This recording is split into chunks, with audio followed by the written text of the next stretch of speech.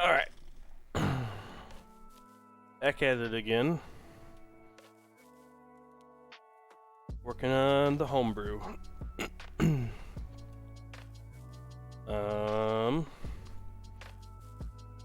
Right now I am kind of going through and setting the appearance of materials on this flipper because it keeps overriding the appearance for whatever reason and making it look like wood. So just kind of going through and putting that on here.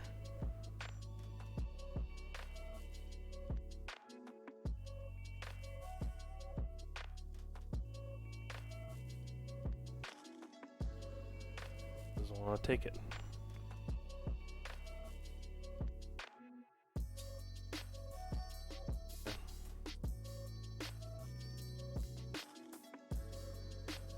One second. Is separate. There we go.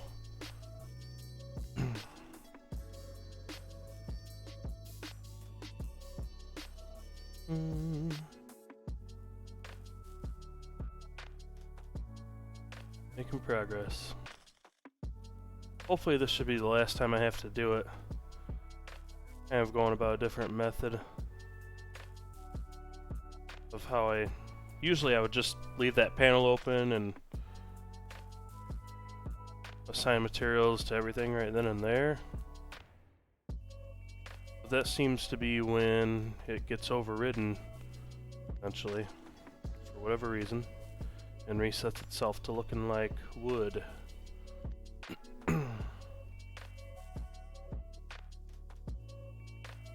Let's see.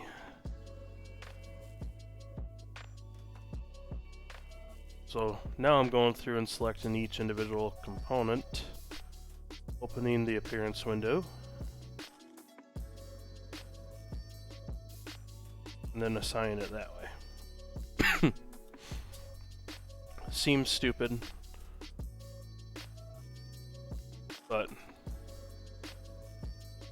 hopefully this works.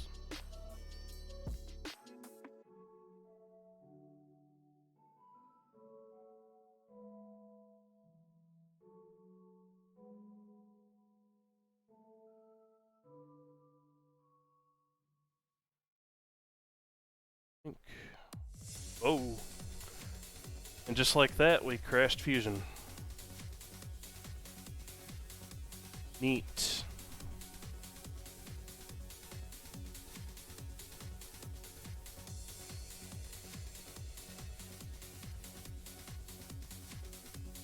The file's getting a little too big for it. And there's probably different ways I could have gone about creating the whole assembly and all that stuff, not have this problem.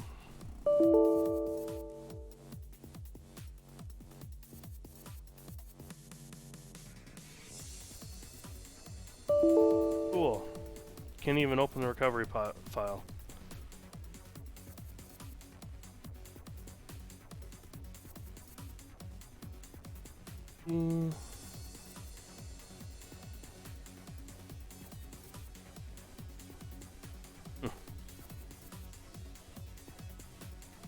Alright, well, like we'll just be opening it from the last save state.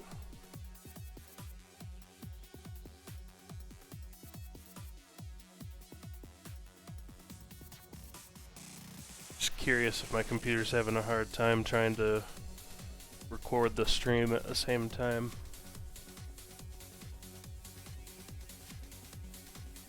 Oh no. It might.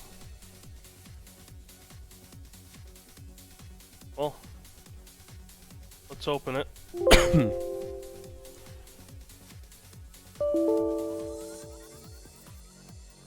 And if it crashes again, I'll stop recording. This is the first time I've ever tried to record as I stream. probably a bit much.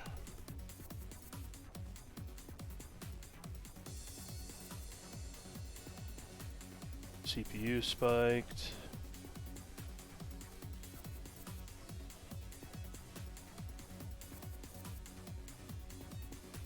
Well. And all the work I did on that one is gone. Cool beans.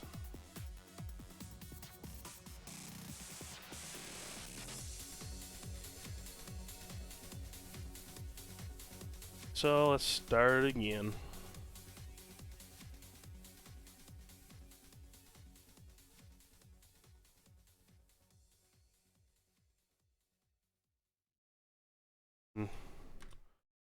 Assign materials.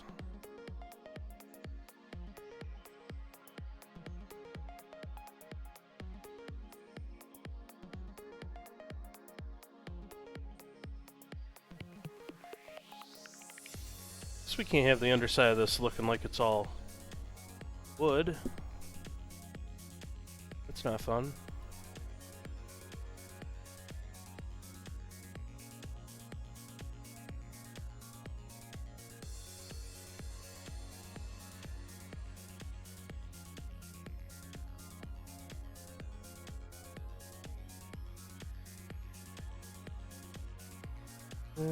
Rubber.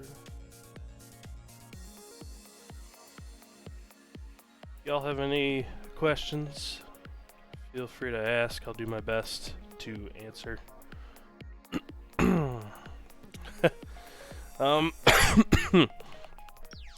I think so. What exists out there from, I think it's Pinball makers.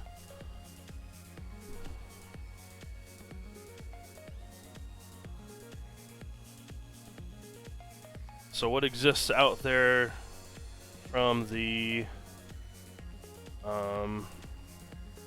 what is it, 3D templates? I mean, there's some files on here, like there's mocked up lower thirds, which I couldn't use those because mine's a custom lower third. There's some 2Ds in here, but you get down to the 3D section, so so there's like the mounting brackets for P-Rock or P3 Rock boards and all the auxiliary boards. And then there's this off-the-shelf parts section, which has a lot of like sockets, and you can kind of see there's full pop bumper assemblies, the shooter lane, kicker, drops, different drop banks. There's not like a smart drop bank in here, I don't think. So I'll probably have to make one of those. Excuse me. There's also not like a slingshot assembly. So like I don't have one sitting here, but like a stern slingshot assembly. But all the targets you can think of, I had to make my own. The narrow targets, had to kind of modify some of that. All the star posts, other posts, inserts, gates, spinners. There's a full flipper assembly. Flipper bats. So a lot of the stuff is in here. And then there's some kind of random ramps and stuff. But I've also had to make a lot of my own. And I'll be uploading some of these to that site when I'm done. But like this right here, I have a appearing up post assembly that I measured out and drew, because I need to know where those holes are for the bracket and where to CNC that, right? The other thing are the VUCs.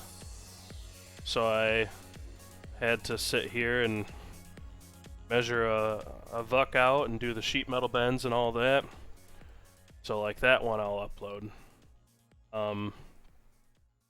I have some of my own like custom things. So like that Vuck, excuse me, sorry, tail end of COVID here.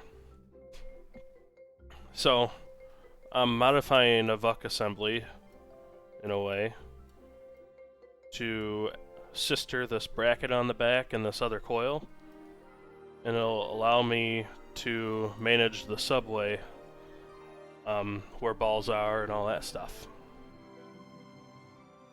So I custom designed this mech here, which that other coil will kind of raise this diverter up into the Vuck, and then I can pulse the coil to kick a ball back out into the subway. It also allows me to stack a ball on top while I jump that back out into the subway. So I can hold a ball above, eject a ball. So let's say you shot the scoop or whatever, it'll hold the ball above, it'll eject the ball back into the subway, the claws will retract, and the ball drops down into the Vuck. So there's always a ball staged in every single Vuck. Hello, hello, good afternoon, Borg Dog. Welcome to me trying to homebrew. So, there's those custom mechs. I took a 3-bank drop and made a copy of it and modified it down into a single bank drop target. Should be relatively close to what I need. I've also had to make things like if I can get a good view, the spade offset bolts. So I pulled this out of Godzilla and took some measurements and drew up those spade offset bolts, because I need to, again, know where they go in the playfield so I can have the CNC cut the holes, but also when I'm creating my sheet metal rails, so like this one for instance,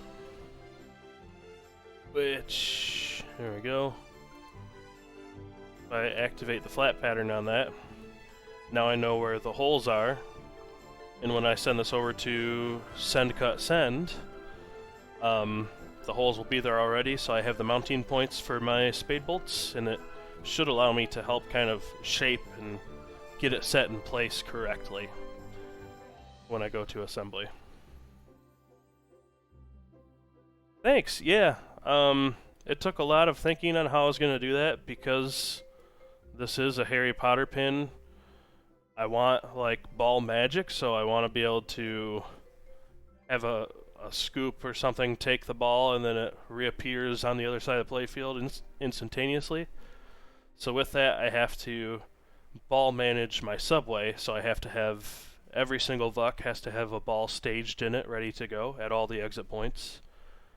And then if that's the case and you shoot one of those, well, I can't have 2 balls stacked in there now. I need to make room for the one you just shot in there, so the claws will be by default out to prevent it from falling down in further while it manages the one underneath, and then lets you stage effectively there. Excuse me. And then, on top of that, it's, the subway is going to be its own, like, circuit, so it's self-feeding. Let me turn my sketches back on.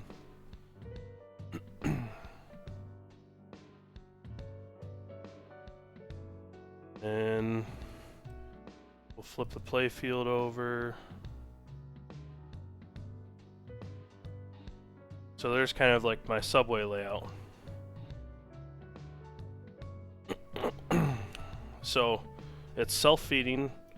I designed my own kind of mech to how I can get balls to move within the subway. So I created this bracket here that allows you can kind of see a coil mounted to it. And try to get this in a good position.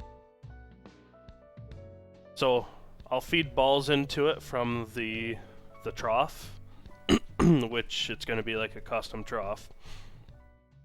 But I'll feed balls up into here from the trough, and then this will allow me to shoot balls up the subway circuit and then stage them when I need them places. And then you can kind of see all the points. So you got this VUC back here, which feeds the sorting hat diverter mech. There's this one right here, which is the flue fireplace network. And then there's this one here, which is the other flue network fireplace. So there are 3 exit points and 3 VUCs that I have to stage balls in. And then there's many entry points. Every single one of those is an entry point. Plus there's all kinds of like drop holes staged over the subway. So that'll be one of the things that I kind of need to do eventually here, is try to extrude my subway profile along that path and create a mold that I can then thermoform some subway structure around it. Excuse me. I actually started using Fusion 360 like this spring, this January. But I have like 5 or 6 years of CAD experience prior to this using AutoCAD. But it's like a whole different type of thinking, because AutoCAD is just in the moment, direct modeling. But with Fusion 360, everything is like linked, and it's like a timeline, linear timeline progression. I forget what they call it, the type of modeling it is, but excuse me. Essentially, it allows you to go back, edit a feature, and then it affects everything that comes after it. So you can extrude to an object, and then if you move that object later, it'll recalculate. So, yeah, it's taken me a while to learn. I've had some breakthroughs lately in figuring out how to do ramps. By lately, I mean like the last 2 days. Because up until 2 days ago, I thought every single sketch that you create has to be on a 2-dimensional plane. And you use your sketches for creating like profiles of objects and then extruding those profiles. But how do I create a ramp inside of a 3-dimensional space that has to curve and flow correctly by only using 2-dimensional planes? Turns out there's a really super secret Fusion 360 setting where you check a little box in your preferences that allows you to draw polylines and lines in a 3-dimensional space. So like all of the, let's see, turn in light ramp rails. So I kind of drew these splines in 3-dimensional space and adjusted all the points to get like the flow and shape that I want. And then you can use those splines as rails to extrude your ramp profile. So ideally, I would like to make these front 2 ramps out of metal, but the sheet metal features don't like how I extruded the path of those ramps, so they might have to be thermoformed. One other thing I was going to try was, instead of using So I used this sweep feature to create the ramps. I might try loft again on those two and see if it lets me. So, try one. Take the middle ramp rails and the middle ramp profile and turn visibility on for those. Then I'm gonna edit the sketch for the middle ramp here.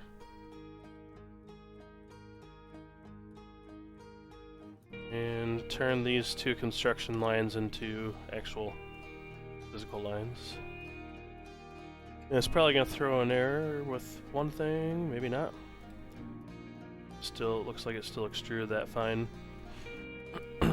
But I'm doing this to see if I can create the plane for the bottom ramp. So let me hide the body of the ramp that I have showing right there. Which there are so many components in this thing. Okay.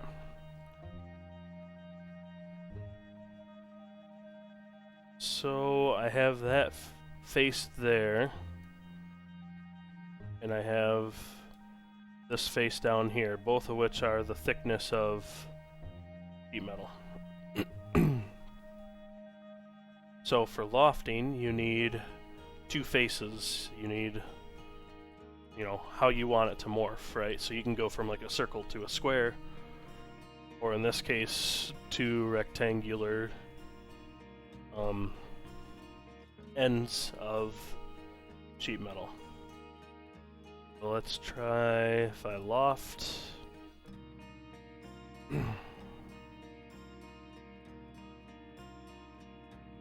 I'm going to turn sketches off so I can select...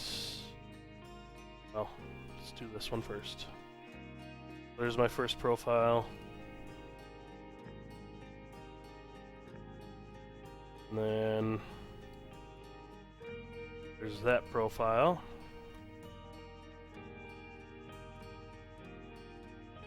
And now I need to select my rails.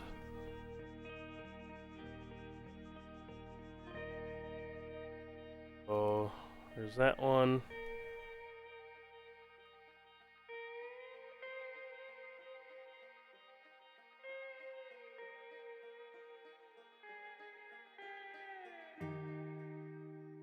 This rail misses this profile, which shouldn't.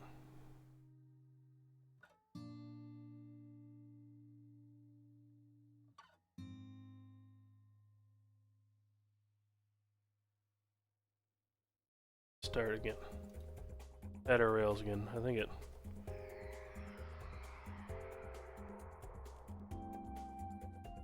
Oh.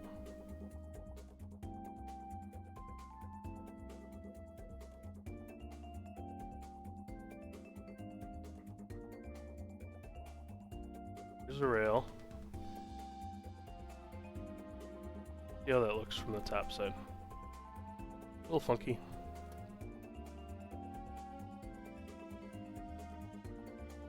Doesn't like this rail for whatever reason out here. So let's try this one more way instead of using those sketches as my rails. I'm going to use the floor of the current ramp as my rails.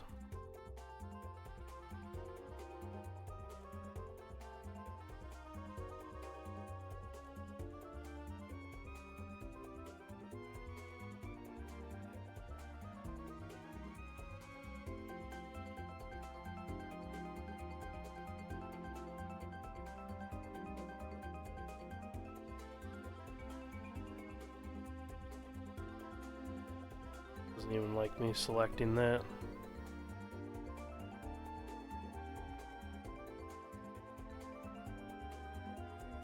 Worst comes to worst, if I can't use the sheet metal features to create my ramps, I'll just 3D print them or do the thermoform plastic.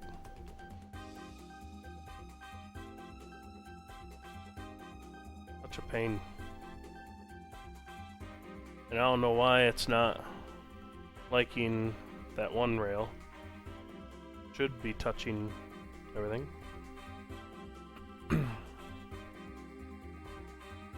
Oh well.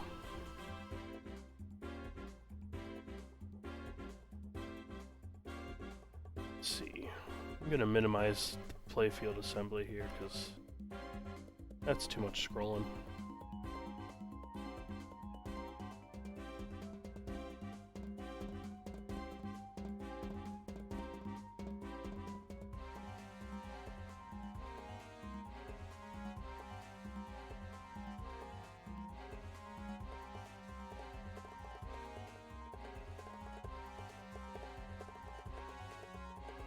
So what I would do, if I could get that other rail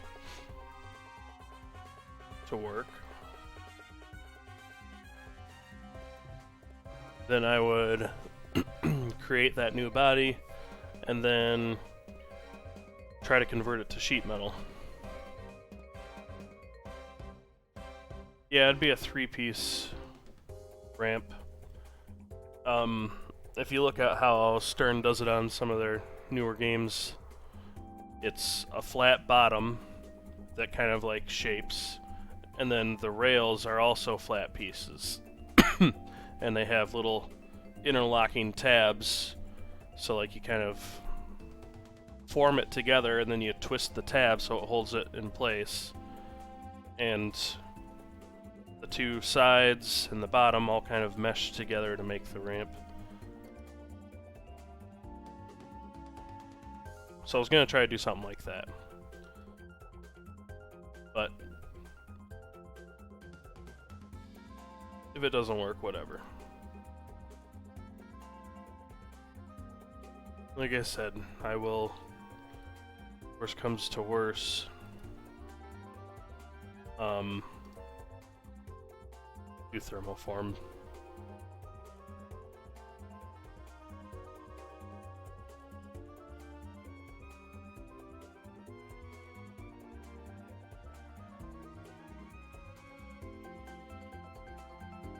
We're gonna try it with this one right side here. See if I can get that one to work any better.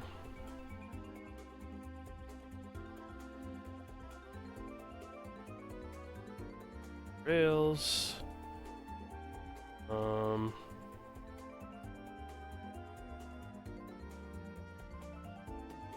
Going to hide the right ramp again.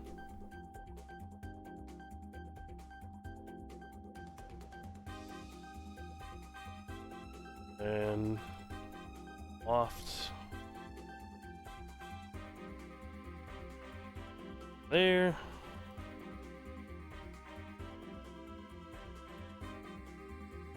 Down to there.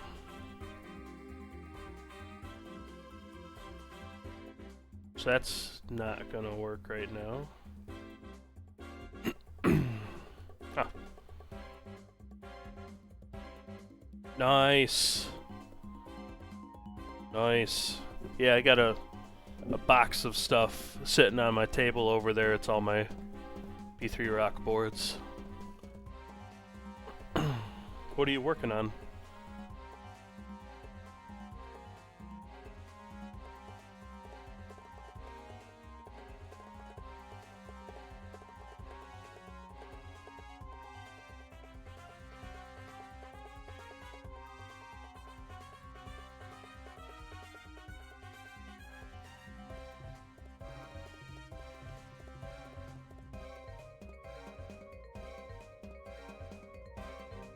Yeah, it still says rails don't touch all the profiles, so whatever.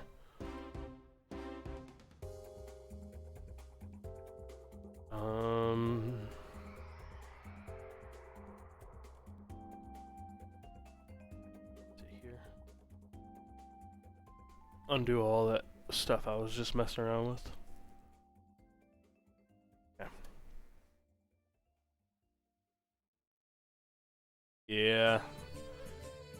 adds up fast. Oh, sweet. That's gonna be a fun project, dang. Man. I'm gonna have to learn, I mean, I'm familiar with coding. I do a lot of like VBA and SQL code and all that kinds of stuff, but it's gonna be a whole new adventure for me in MPF. Okay. So I'm done trying to mess with those ramps. What I'm going to do is work on this, I'll call it the horcrux ramp for now.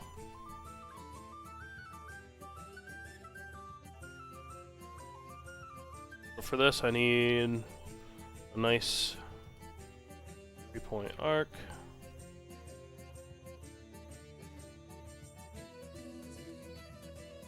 And I need it to be tangent to that line there. Nope. Actually, I should leave a little bit of clearance. So let's offset this line 1/16 of an inch. And we're gonna fix that line in place, then tangent that line. Ah, man. Okay.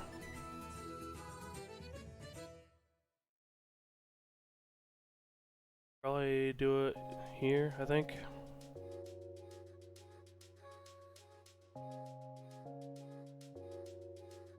Or what I should do, need a line off of that, tangent to that.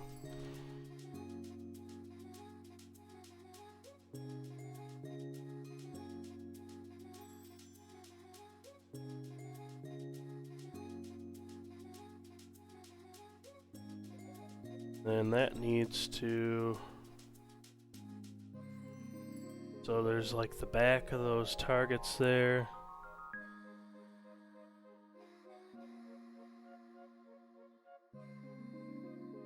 Probably right about there is close enough.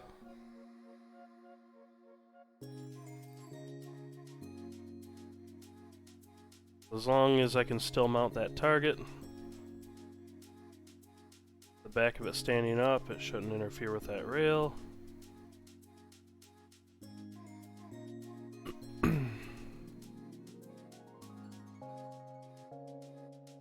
And then I want to come off of this perpendicular. Nope, not that. I want to trim this back to the tangent point, and that's where I want to come off perpendicular.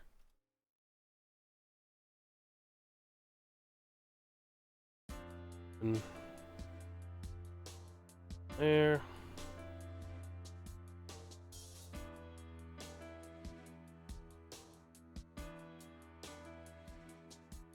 And let's get this line across. See how far I can take that.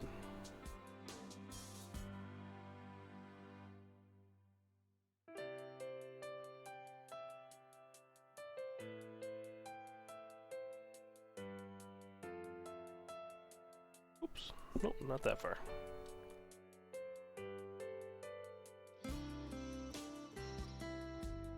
Let's see. How long is this? Excuse me. 1.82 inches. Not bad.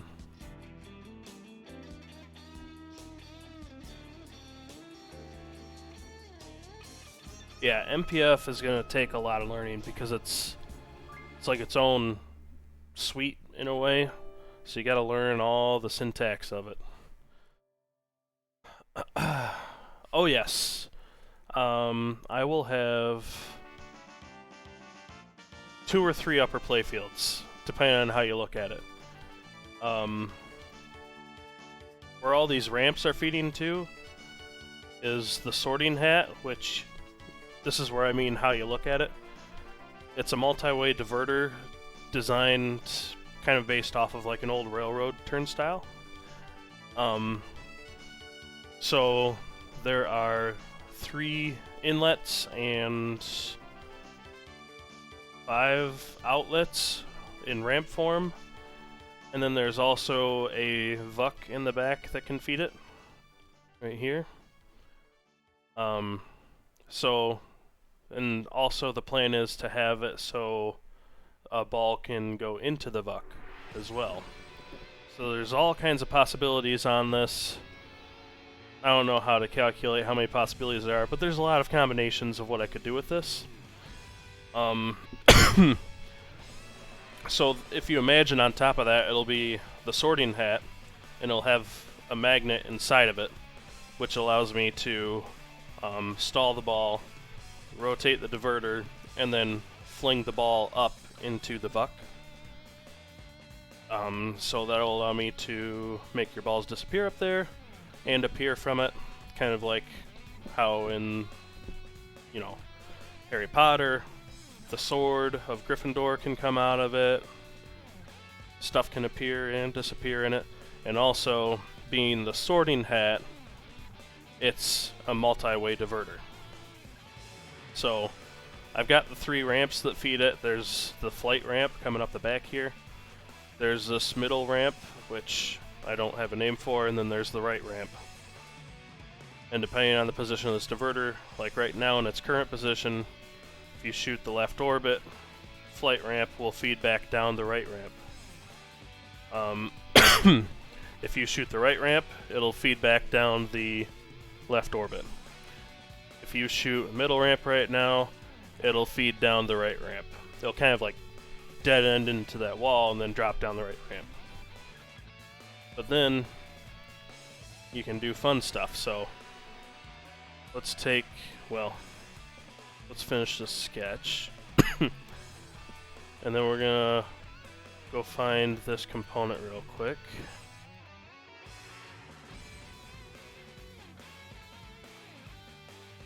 Which is the diverter right there.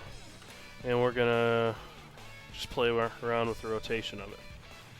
So, if it's in that position, I already explained all the possibilities. But then if we turn it into this position, then if you shoot the middle ramp, it's going to feed down this wire form right here, which is going to go to your in lanes. If you shoot the left orbit, this flight ramp is going to shoot it down this right wire form.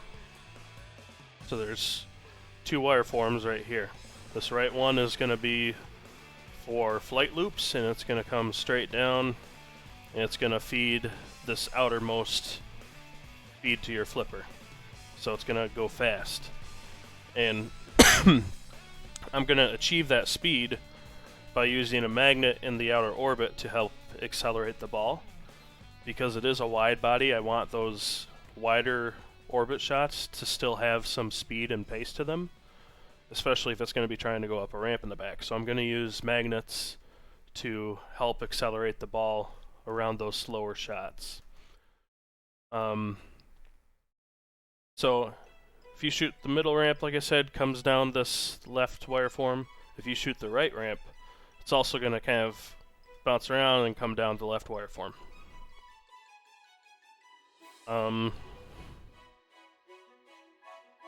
So that's that position there. And then if we rotate it up to this position here, this allows me to feed a ball out of the vuck down this middle wire form here, which will then feed a Hogwarts upper playfield, which I can unhide the Hogwarts playfield right now. It's nowhere near what it's going to be. But that'll feed down to this somehow, some way, into this flipper on that playfield. And then if so right now I just kind of have been going through and like taking a mesh file of Hogwarts and then resketching it as a solid. That'll allow me to like sculpt out this ramp underneath it and stuff like that. How this all ends up in the final, who knows? But that's the concept. And then there's the Quidditch pitch, which is that oval-shaped thing there. And you're probably asking, why do I see stepper motors? Well, because this Quidditch pitch, I'm going to try to be bold and do something I've never seen before. I'm going to make the whole Quidditch pitch playfield, you can see that, raise and lower. So those servos, and let me toggle visibility on the bracket that I'm eventually going to finish working on.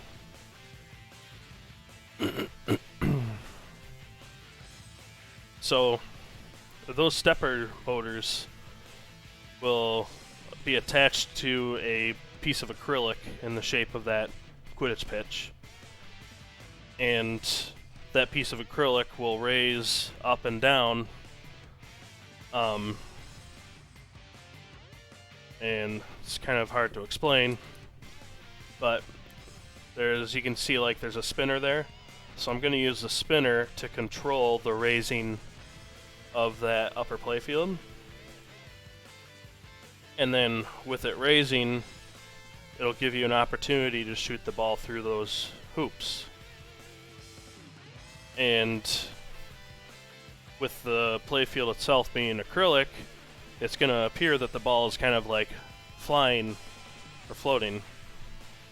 And then this giant metal bracket underneath it will have like a decal on it to make it look like it's the grassy Quidditch pitch field and all that stuff. And the stepper motor linear rails will be concealed within those, like the grandstand towers from Quidditch pitch. I assume the ramp entry optos will trigger the sorting hat to spin into position. It can be a couple different things. So I'm thinking the position of the diverter will be mode-based, not shot-based.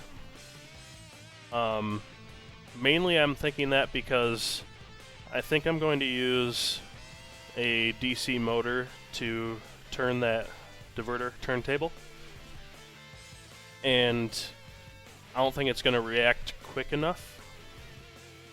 So I'm thinking it'll be just position mode based, depending on how I want the game to flow. Excuse me. Yeah, there's going to be a lot of custom fab for sure. I'm sure that that bill with send, cut, send is going to be ridiculous. But it's going to be cool, because if you imagine all of this together, and then on top of that you have... Oh, where to go? On top of that you have Hogwarts, and eventually it starts to actually feel like kind of a world under glass. What I'm trying to create. I think that'll be really, really neat. And then instead of a traditional backboard, excuse me, I need to drink some water.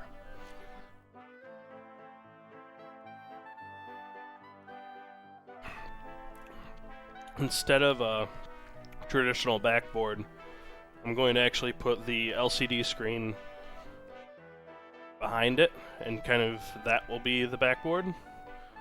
And what the plan is with that is it will allow me to visually render scenes behind the Hogwarts castle and things like that. So depending on how far in the game you progress, that scene is going to change from, you know, blue sky, sunny background to you know, you're in the 7th year and Voldemort's taking over the world and everything's dark and scary, so it'll change the mood of the game too. So yeah, I am crazy ambitious and I'll probably fail a few times, but that's expected. But the reason why I'm taking so much time up front with this is to make sure that it'll work for the most part. Excuse me. So that's where we're at. Yeah. Gonna be crazy. So I am going to go back in here. Turn off those sketches. And we're gonna go back into working on that sketch I was just working on for this middle ramp thing.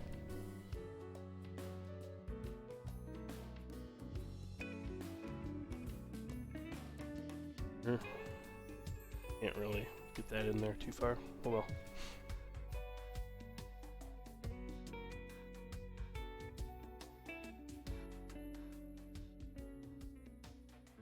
I honestly think that's pretty close to what I want. I think that'll be about right shape coming in there.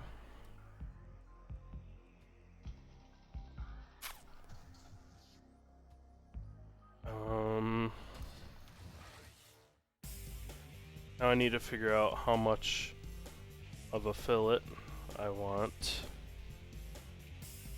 coming into that ramp. Let's say like a 1-inch would be pretty close.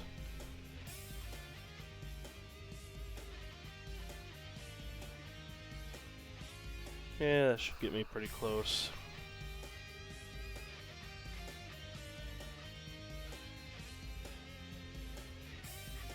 So what I'm trying to do here is create a shape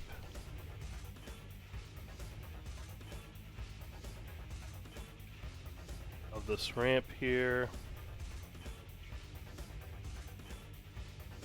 And this will allow me to kind of come in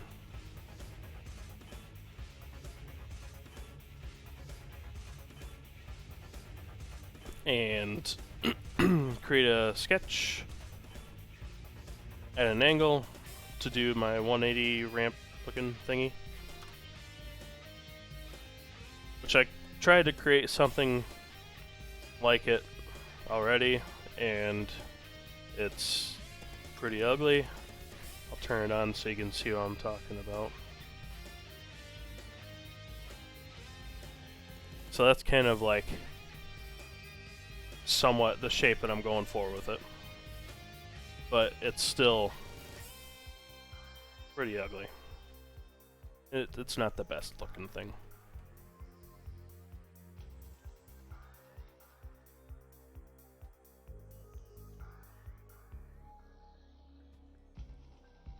And maybe that could be about like 1.25 inches offset on that, maybe?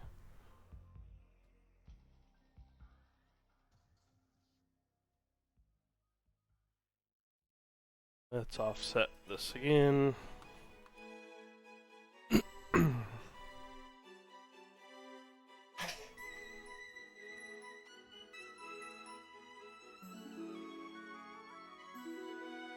And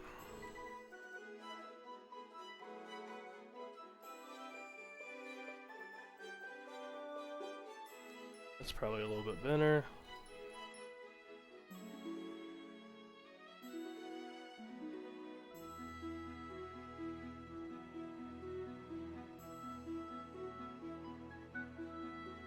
Okay.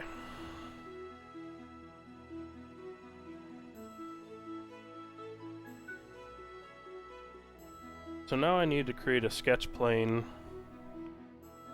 that intersects that there.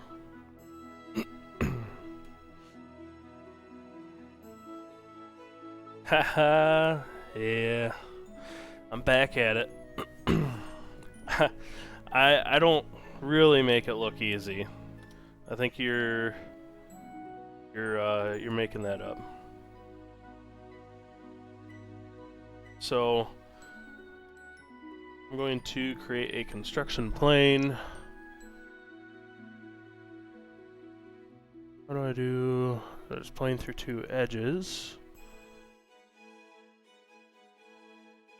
Alright, we're going to do a plane through 3 points.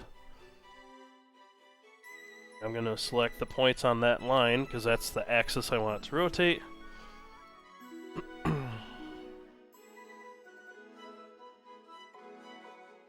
And then we'll just choose, like,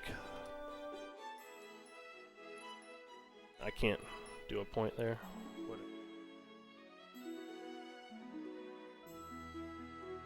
Let's see, how's that look there?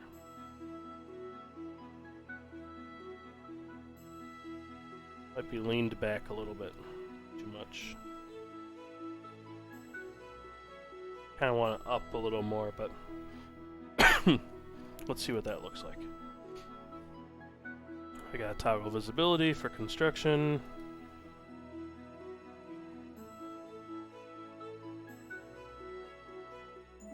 Yeah, it's back too much.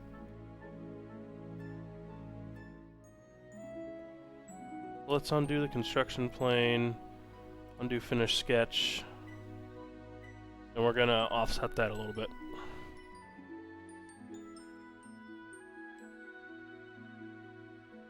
A little bit more. We're going to offset this another 1/4 inch. And this should, in theory, let my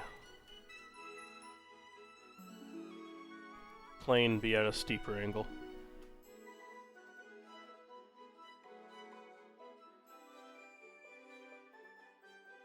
Okay. And then we're going to create plane through 3 points.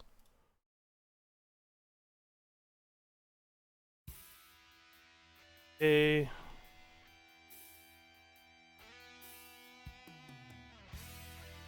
That's a little bit better. Okay. So this old drawing here, I can hide that. Home butter brew. Oh, okay. See what you did there. I'm picking up what you're putting down. Okay. So I created a sketch on that plane that I just created. Now I'm going to project this line onto there, because that is going to be the starting profile of my angled portion. We're just going to do 2 lines up from that.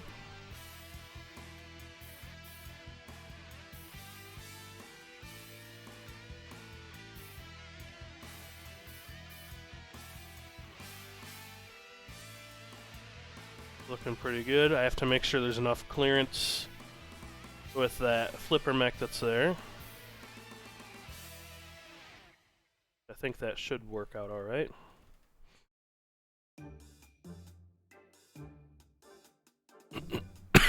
Excuse me. So now from here I want to create a 2-point circle. Probably 1 inch should be good enough. Just to make sure it has enough room to kind of clear around that.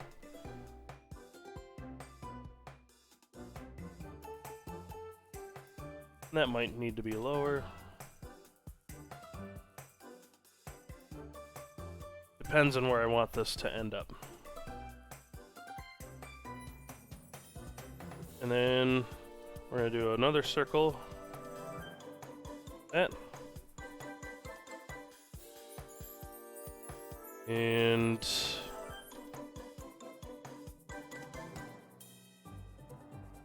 going to create our lines down.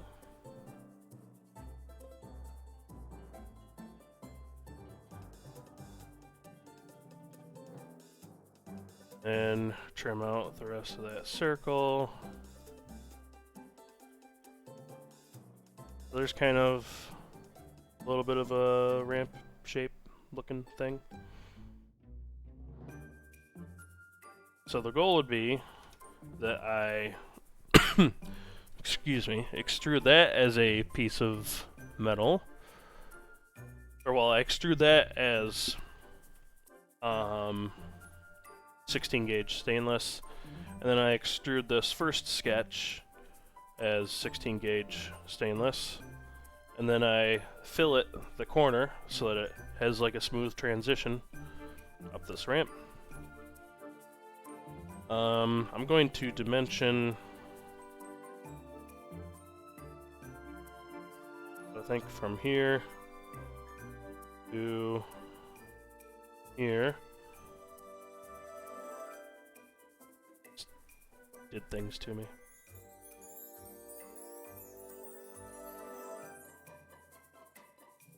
Stop selecting stuff. Dimension. There. This is where I can adjust, in theory. Oh, wrong direction. See if I fix that in place. I adjust this to 2, then what?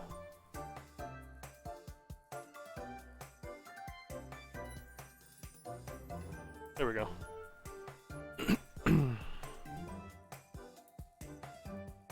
So there's kind of that ramp there, that portion there. And then let's just make this one here an inch long for now. And that'll all be subject to change depending on what height I want this to end at. So there's kind of roughly right finished profile.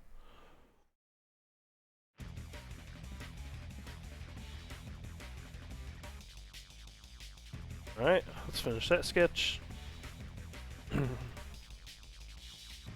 And then let's say I want to end it at I don't know.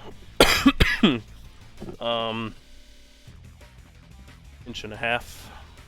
So I'm going to create an offset plane from the playfield. 1.5 inches. Then I'm going to create a sketch on that plane. And then I'm going to project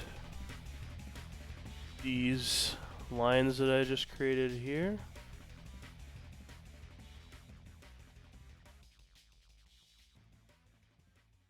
Maybe.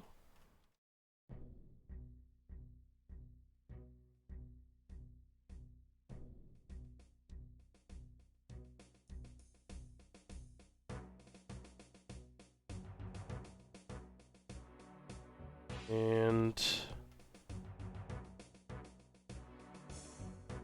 not entirely sure how I need to do this. Like I can do that there. But I need it to start where that intersection is.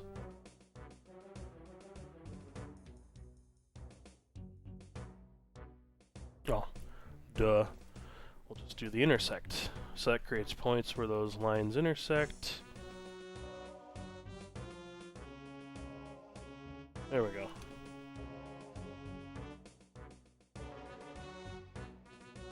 Delete those ones that I drew. I can also delete these projected lines because I don't need them.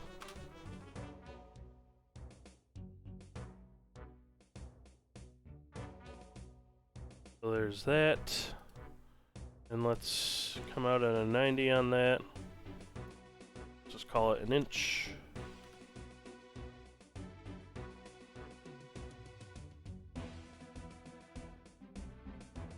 And then let's add a tangent arc.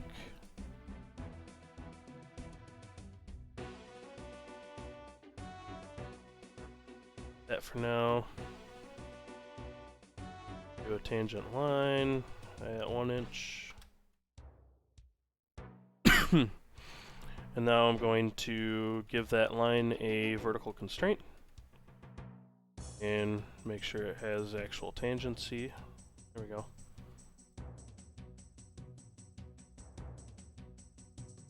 Now I can offset this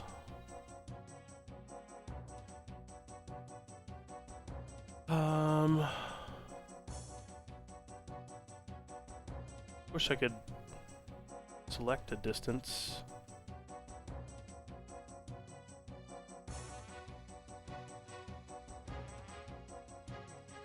Or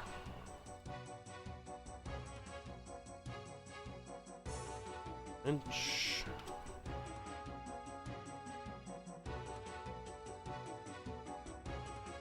That.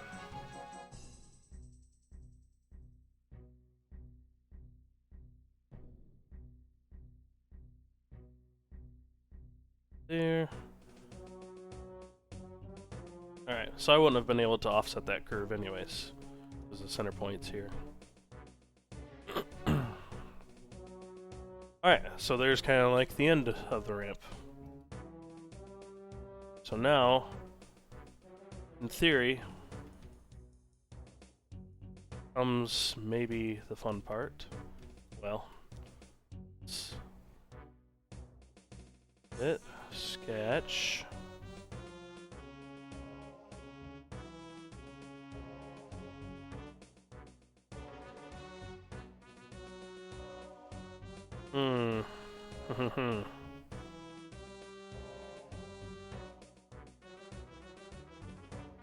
Need to figure out how to get this line into that sketch.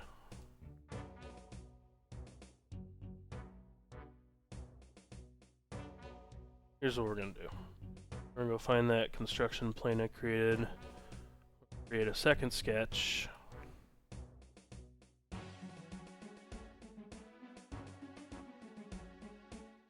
Got that one, that one. And we're going to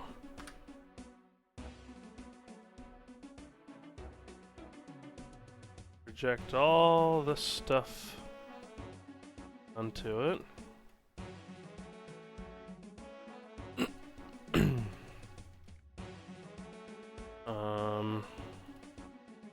Those, no projection link. And then going to include that and that point there.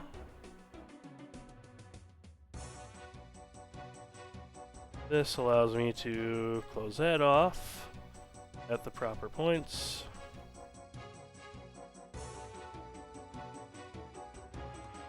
There.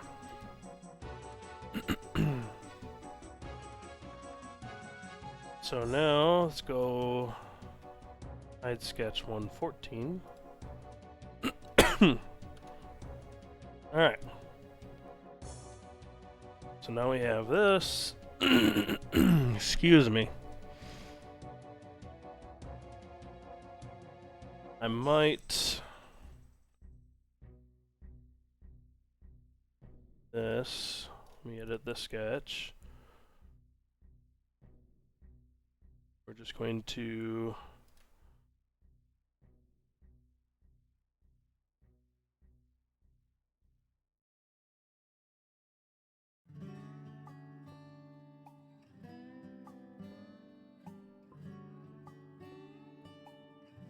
now let's try to do the fun part. I'm going to excuse me. Extrude this portion up 16 gauge. So I have in here parameters, defined parameters for like the thicknesses of 16 gauge 304, that allow me to just repeatably use those dimensions.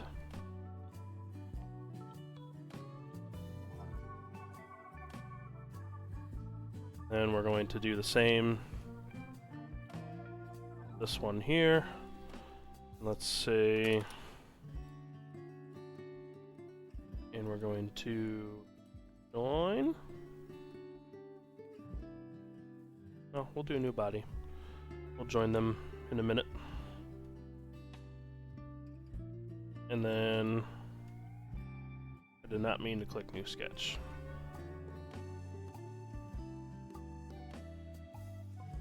Okay, and that's gonna come up. Thickness, body. Okay. So there's kind of a shape of that 180 looking ramp thing. Now I need to take all those bodies and combine them. Like that. Create a new component.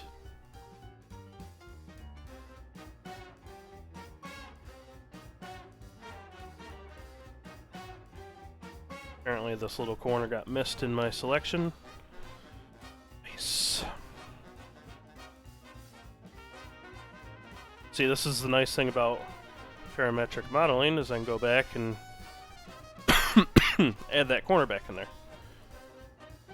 Now, everything is up to date.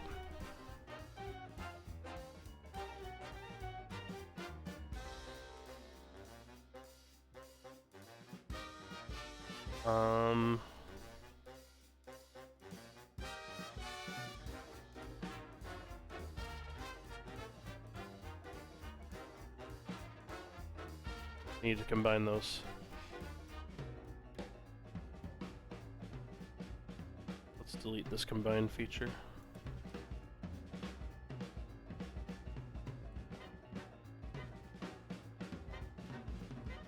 And the feature component created from it.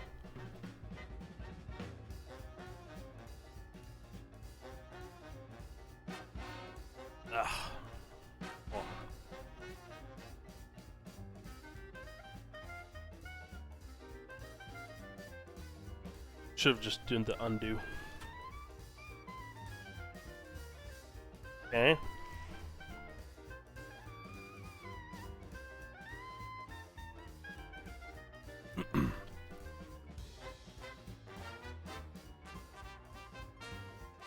Okay, now we'll do combine.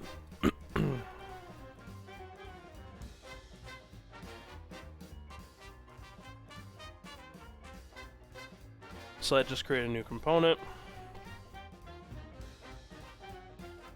which we gotta scroll down to find right here.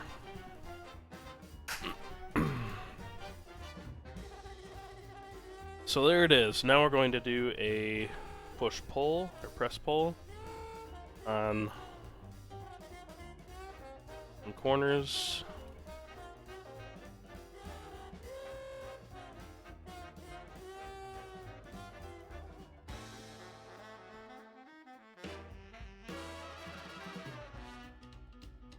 Press pull. That one. That one. There's some smoothing.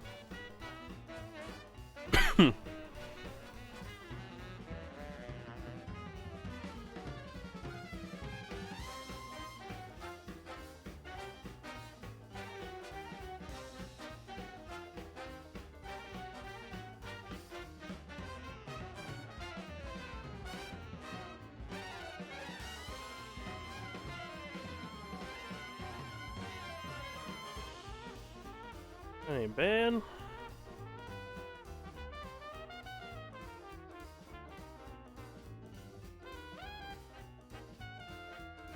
So there's that one. Then we're gonna do the same thing.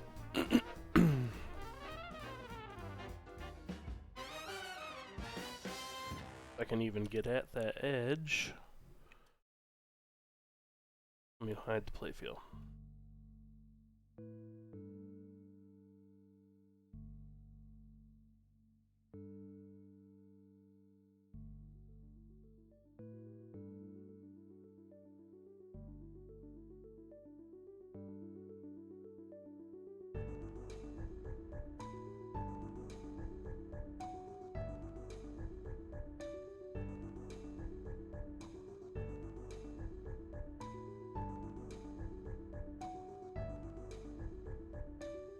Let's make this 2 1/4 inch.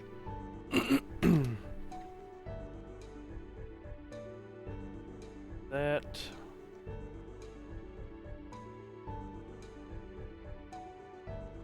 So there's kind of a ramp looking thing.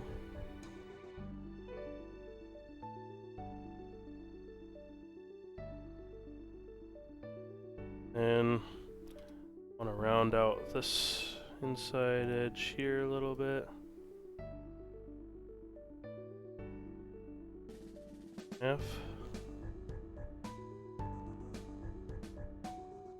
Then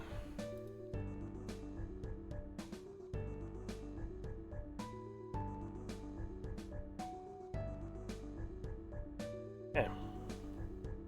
So there's kind of a nice shaped ramp. Now we gotta try to see if it'll let me do sheet metal.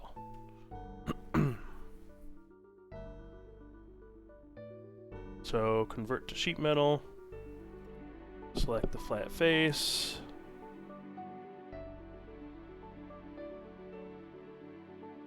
okay.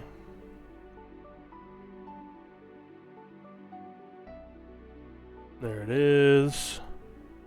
Let's create a flat pattern.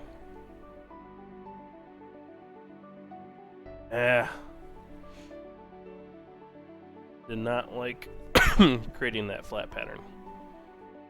It is not flat.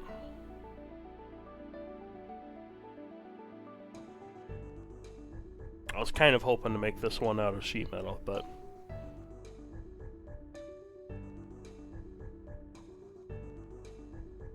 what are you gonna do? I could make those press pull radiuses. What I made it like 1.5 inches down here and 1 inch here.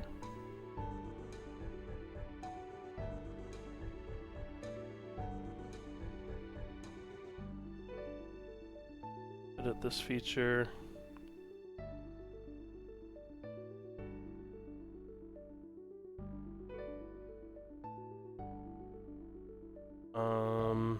What's that need to be? 1/2 inch? Let's do it at the center of the circle there.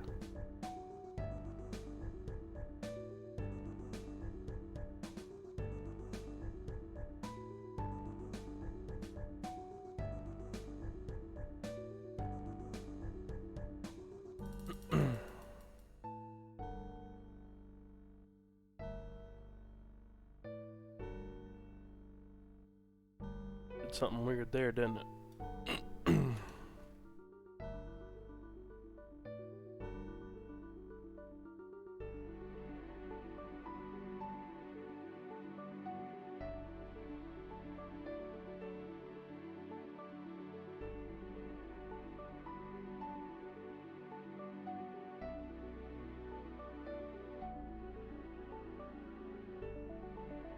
Yeah, still won't make it flat. It's annoying. You'd think that'd be pretty straightforward there, but maybe not.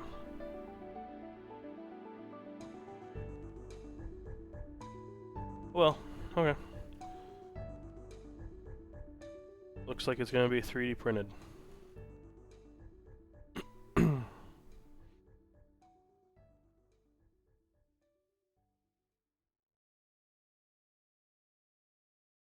I wonder if there's a way that I can stitch those components together to make a flat. Excuse me.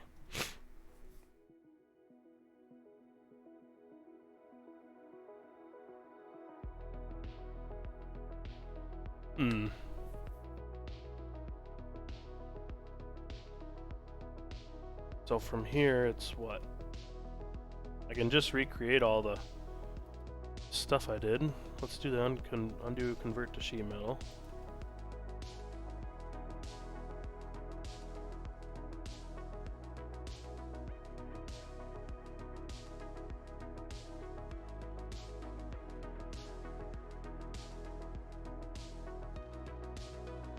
And then we're gonna go to, let's suppress the push-pull features.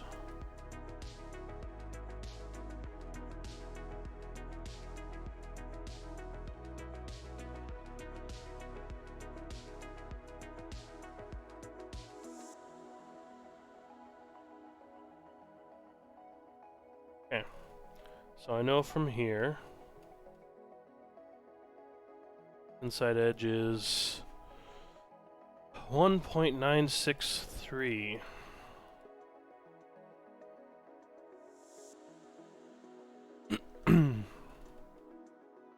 Could just create my own flat, I think.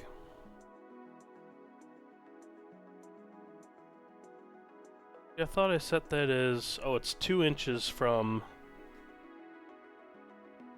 okay.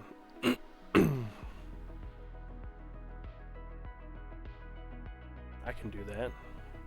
Alright, so we're going to create a sketch on the playfield there. We're going to project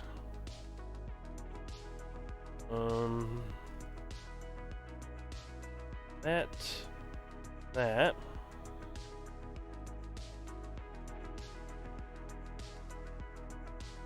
and then click OK. I'm gonna hide stuff.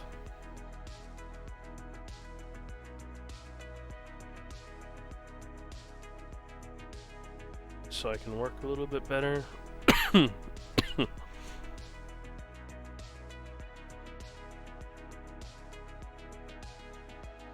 Alright. Then we're going to come up 2 inches there.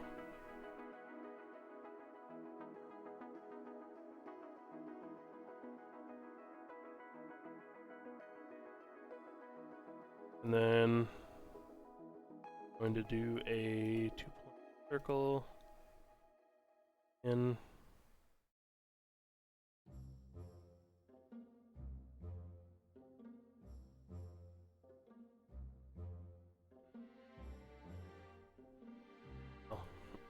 I know it's 1 inch.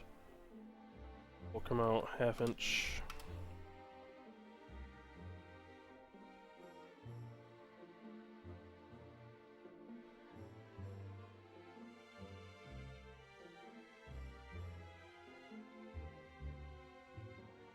And this should also be 2 inches. And we'll do another circle.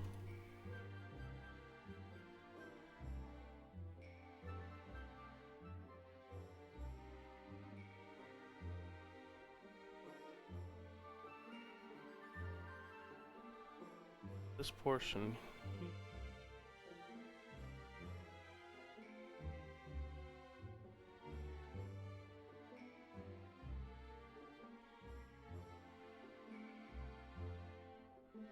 Here we go. There's the tangent.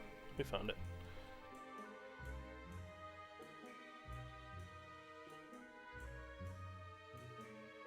And trim out circle.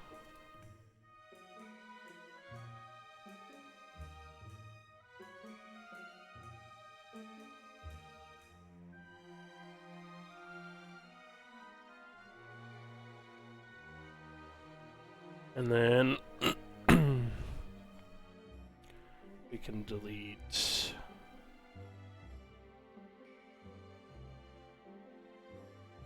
those lines there.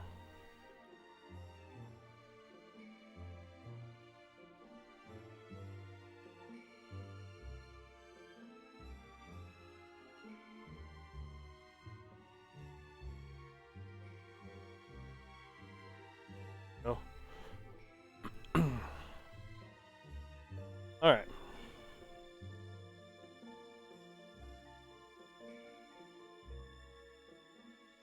So there's our flat pattern. Why is this thing here?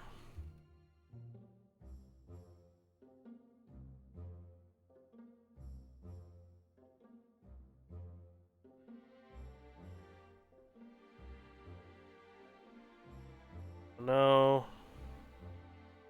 This thing, I'm just going to create as a tool to allow me to essentially create a flat pattern.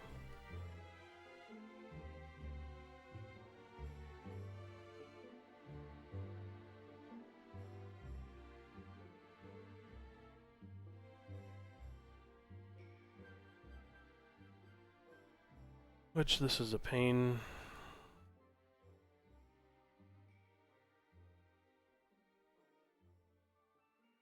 Make sure I have everything selected.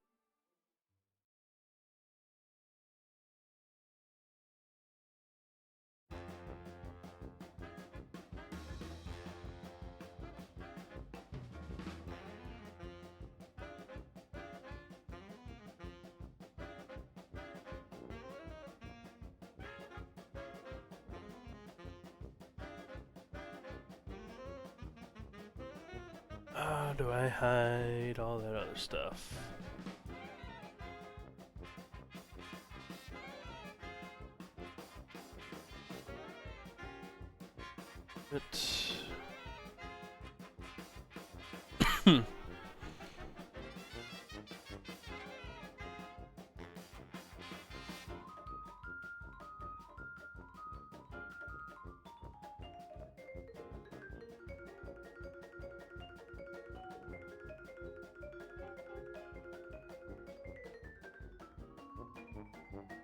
There we go.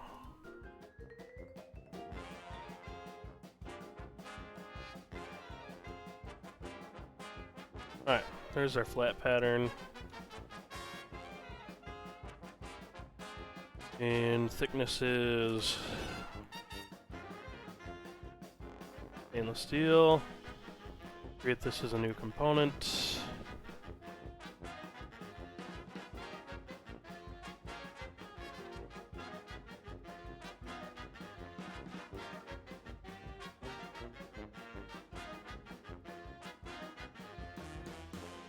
There we go. So there's our flat pattern. Well, there's our flat. And then let's convert to sheet metal.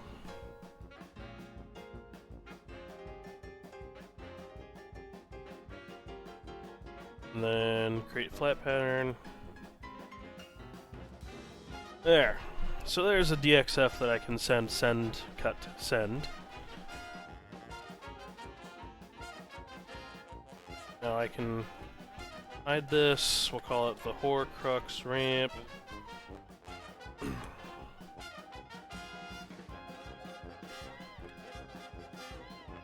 Flat pattern.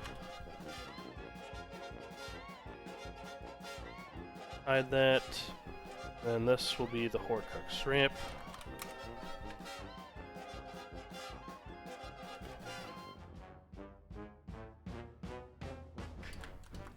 Bottom.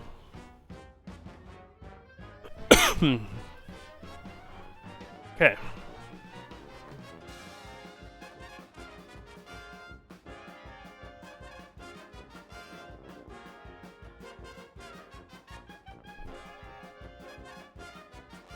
So there, that's a lot cleaner than it was before. Let's unsuppress those fillets.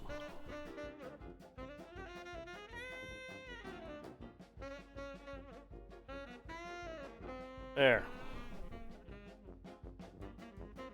That'll be a nice little metal ramp. And I'll have to build rails for it.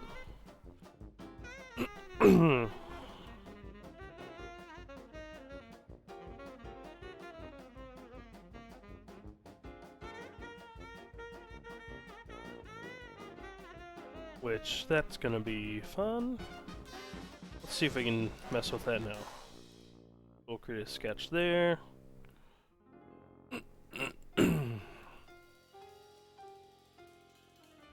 Project that.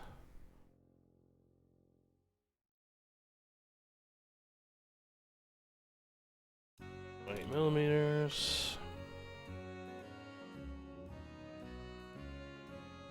Offset that to the thickness of our stainless steel.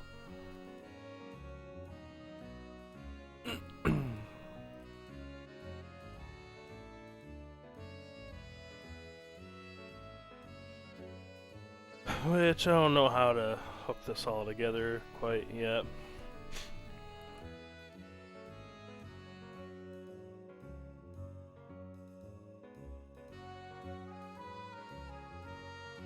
Bend this down.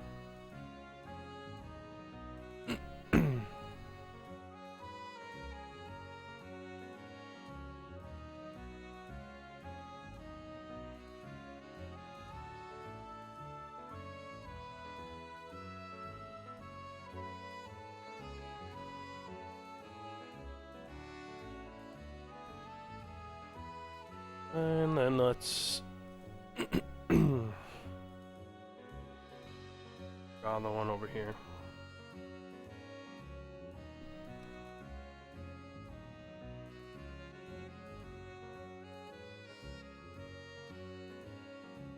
Offset at stainless steel thickness.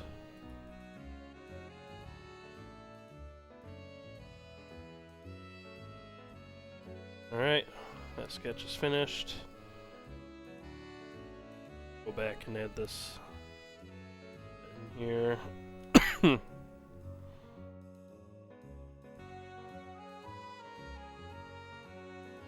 Now let's see if we can sweep. Solid. Sweep. Select the path.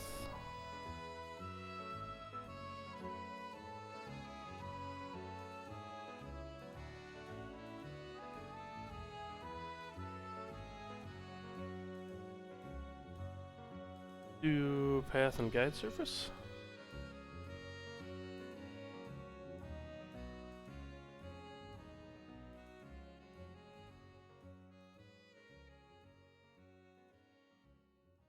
Yeah, it doesn't quite like that.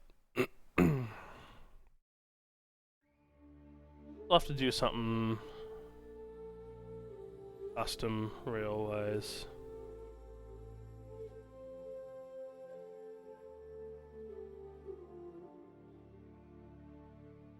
Let's try the other one, maybe. One path. Yeah.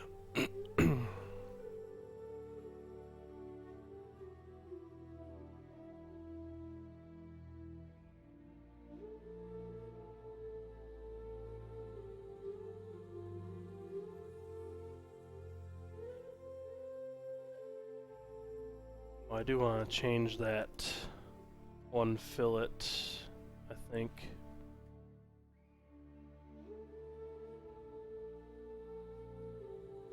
Well, nah, we'll leave it for now. Okay.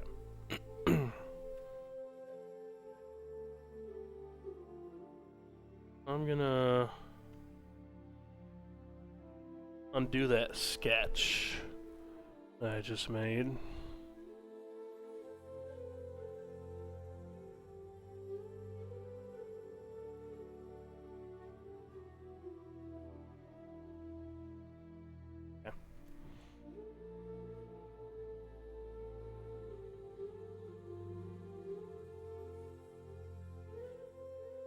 So what I could do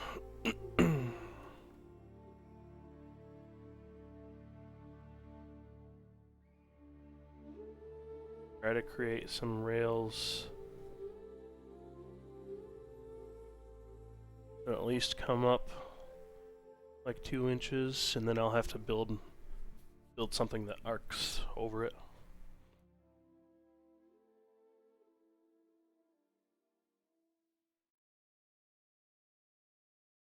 So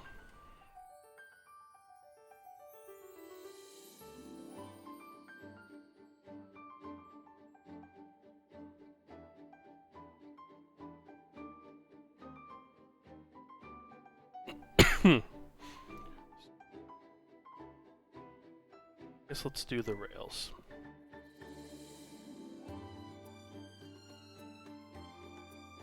We'll find the sketch.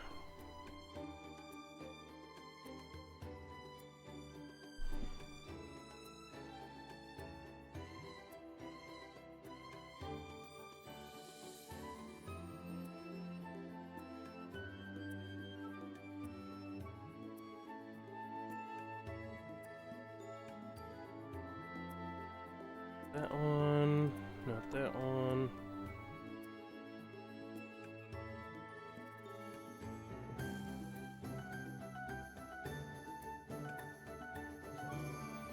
Call this horcrux entry. And then horcrux back. Call this horcrux exit.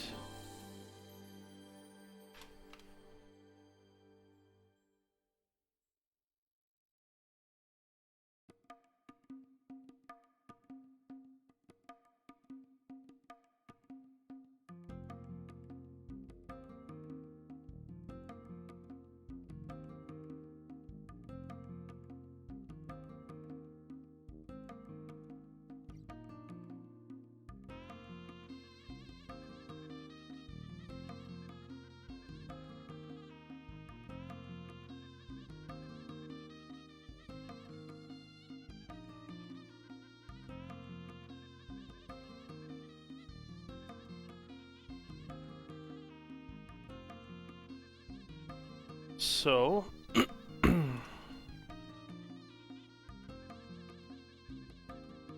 need to create my rails. Offset that.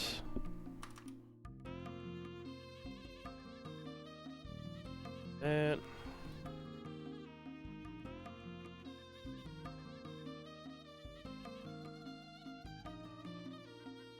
And I don't know how deep in here this needs to come. Call it an inch, because that seems to be everything I've been doing is an inch.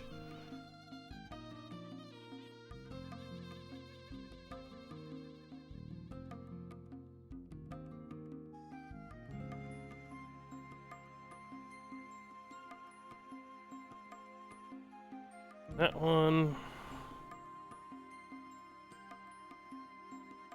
Need to offset this one.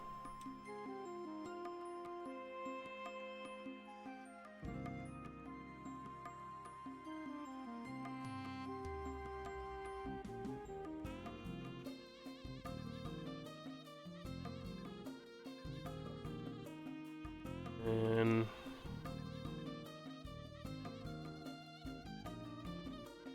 also do an inch.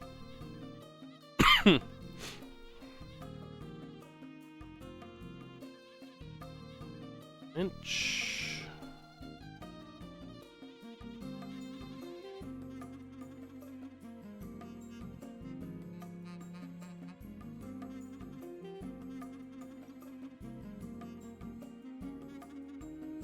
Okay, let's finish sketch. Save before I screw something up.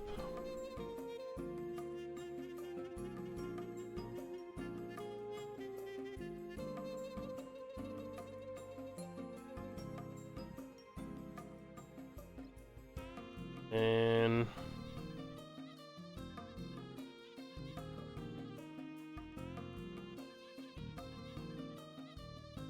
let's do an extrude on those profiles.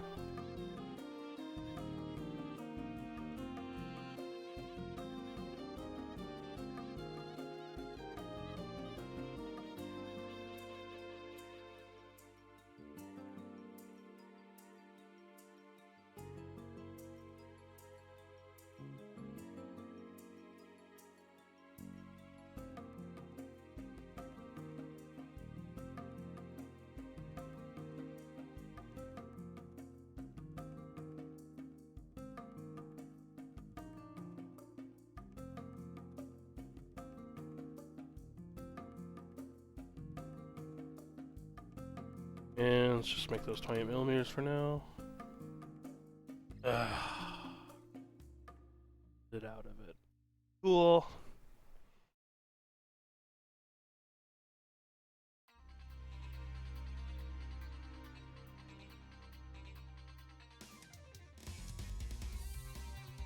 Okay, so there's the right one.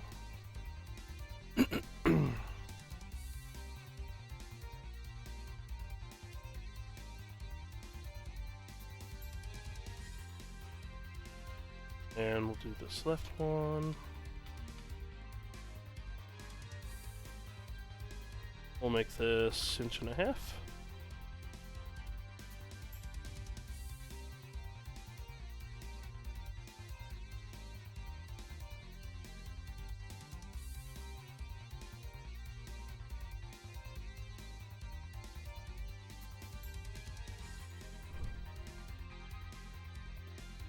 I mean, that's close to what I want.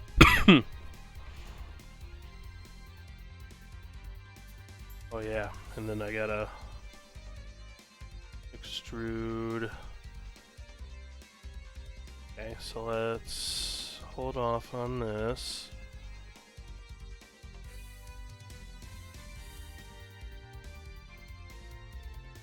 So whatever action I did to extrude that hole in the playfield there,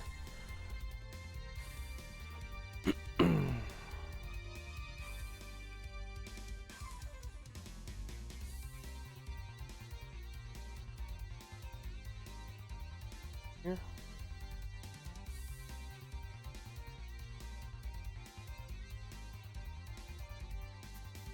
Where'd it just go?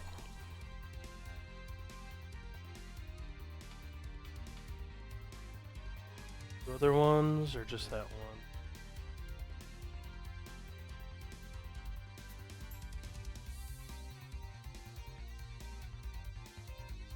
Just that one, okay.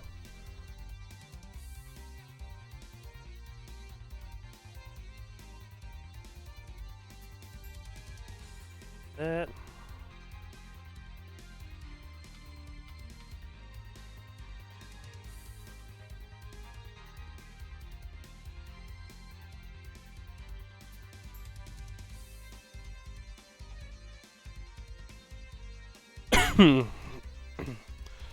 Then I gotta manage lost projections on this one.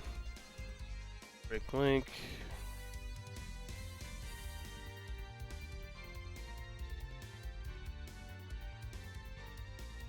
Alright. Now, need to extrude this down in.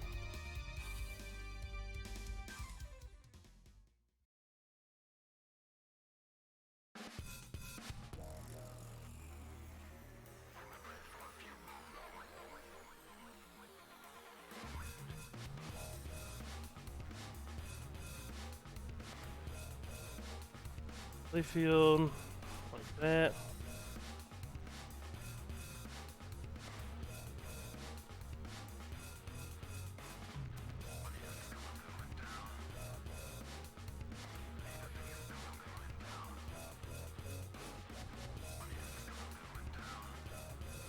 And now I can hide that drawing.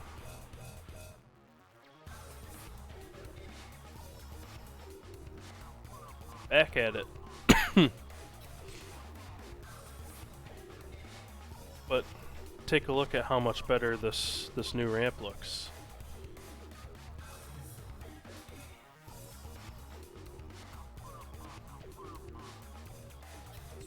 Yeah. It's a lot cleaner looking.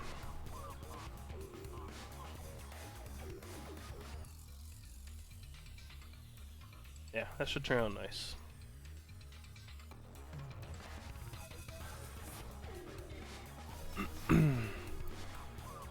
Alright. I'll figure out what to do on the other end of this eventually.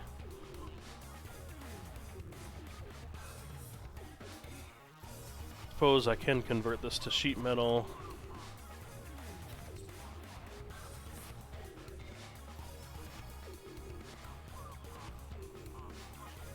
Sheet metal. Do I want to? I don't know if I want to yet.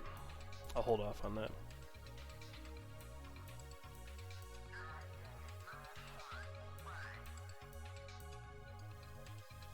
Okay. Yeah. Yeah, it's definitely far better than what it was. And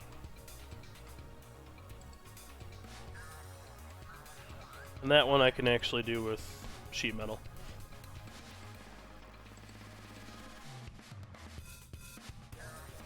The other ones will have to be thermoformed, which you saw me create the negative, or the cavity, or the mold, or whatever for those yesterday.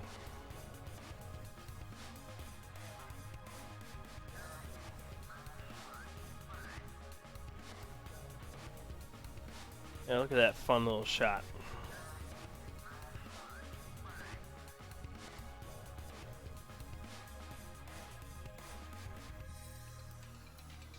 Cool, I did it.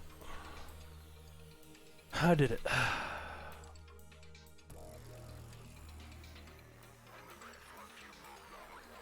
Does need to down.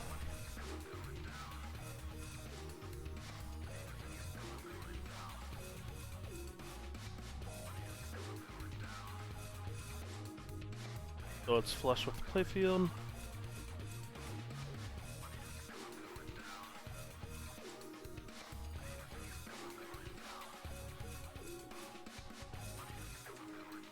Perfection.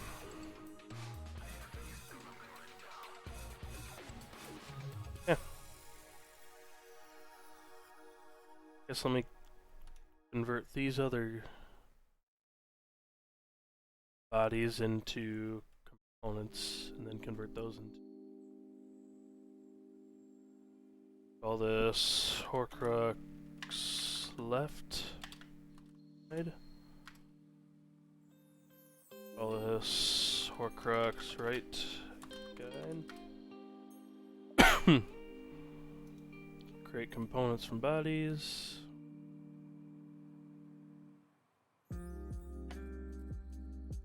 Sheet metal.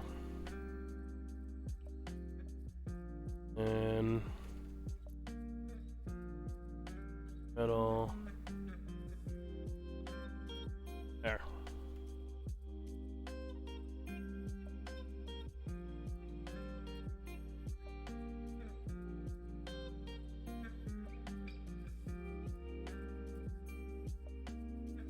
And we have those in there.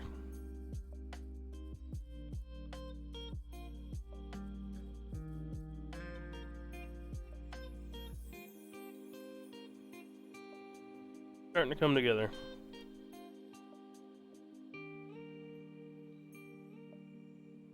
So let's save. Okay. Now what? What should I work on?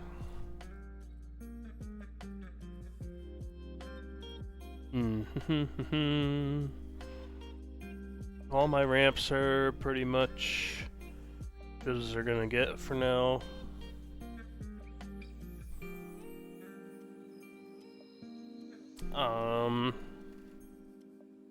I suppose I could work on the Quidditch playfield design.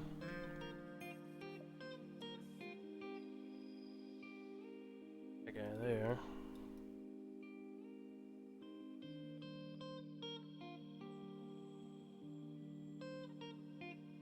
That perfect clearance.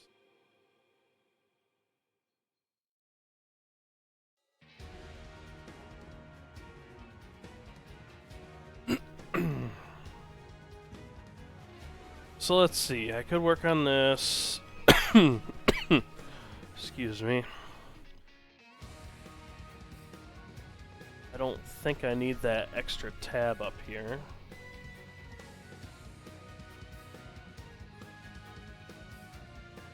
Pretty sure. Let's go find that sketch.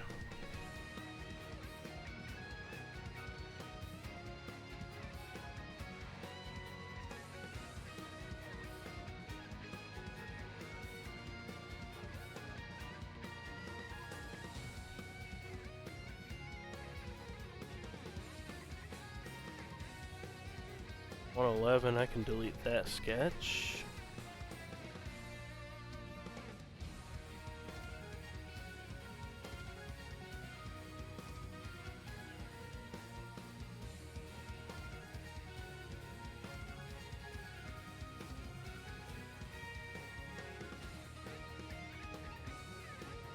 Sketches, horcrux, back, projection, and this one is horcrux flat pattern.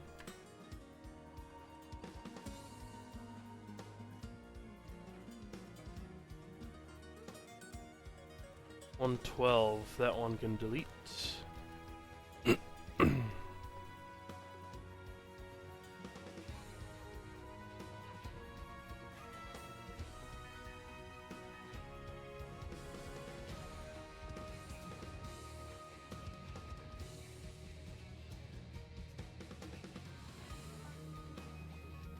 Guess I can't delete that.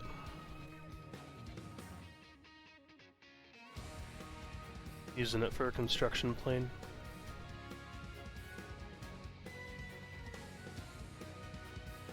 Okay.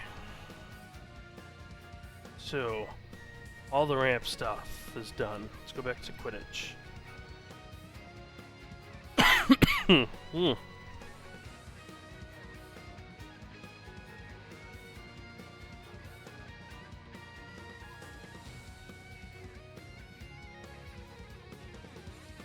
I don't think I need this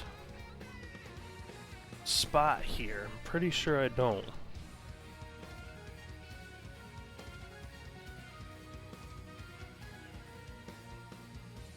So let's edit that sketch.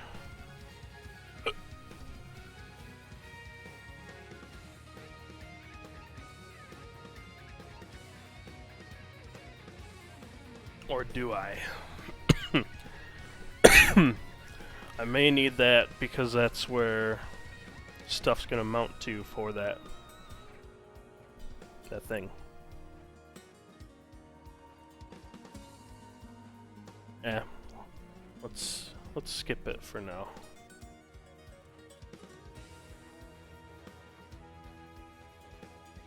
Huh.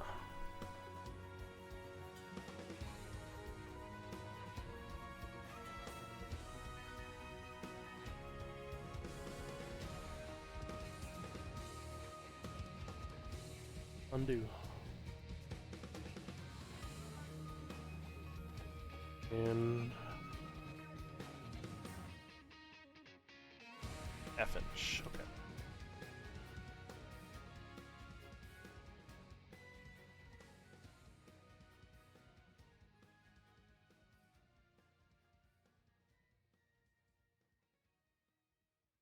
What?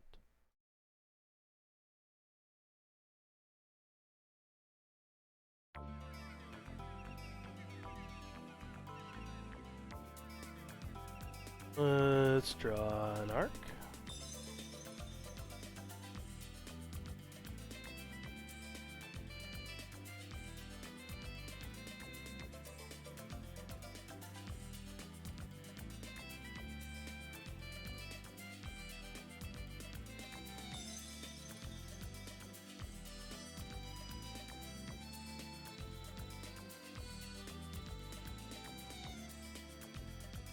A tangent. Or can it not tangent to...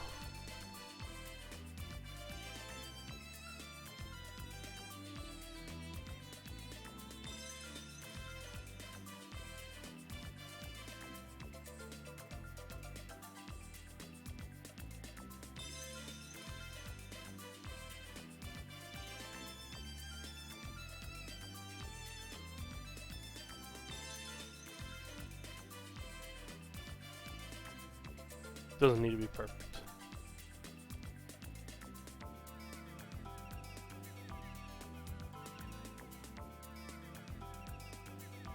Instead of deleting those, I'm going to change them to construction lines.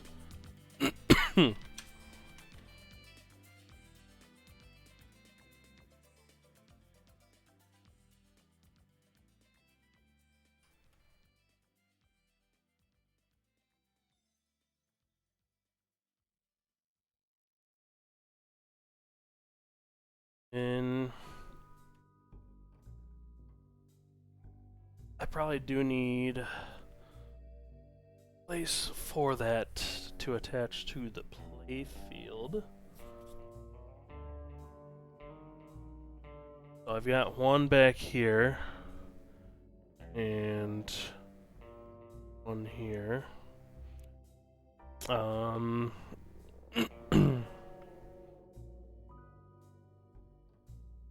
happened to my component?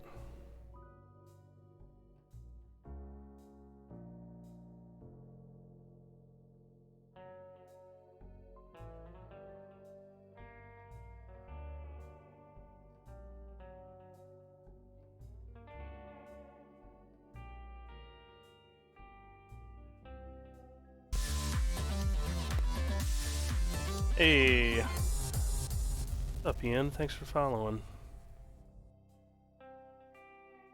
Hope all is well.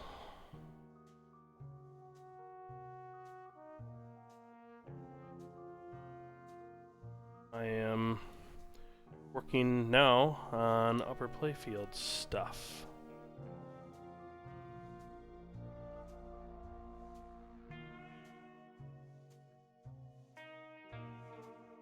That should be better.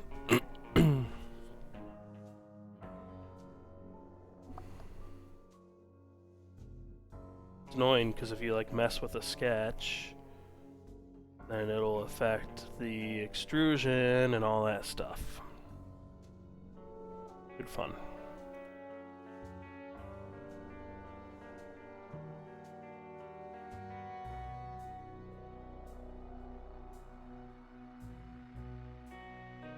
So, let's see, I need to name this thing. Excuse me, I'm sorry for coughing in your ear.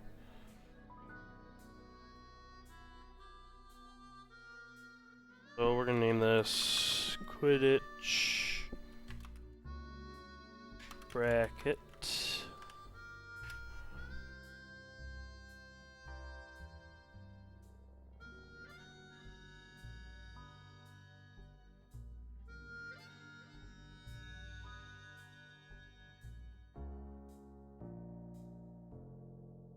I'm just trying to figure out how I want to make the grandstands. So you started out in VPX and now you're trying to make accurate real world in Fusion 360. That is correct. Yeah, so I started out with this design in VPX, got it to a place that was enjoyable to shoot and had enough flow for my taste. And then over the last few months, or probably 4 months or so, I've been slowly building it in Fusion, which will enable me to build it in real life. So, you know, I want to make sure all the features that I want will actually physically work. So that's where Fusion comes in handy, and making sure that all of, like, you know, in my model I may have had like 6 targets in the back of here, but or in Visual Pinball I may have had 6 targets back there, but in actuality you can only fit 5 comfortably. Same for like the drop targets here. I had 4 in Visual Pinball, but spacing wise you can only fit 3. And then you got to worry about the mech underneath and how all that mounts and interacts with each other. So, the last 2 days, yesterday's stream and today's stream, was focusing on ramps. So I got all the ramps looking good and in a spot where I can physically produce them. So for like this ramp, where are my ramps?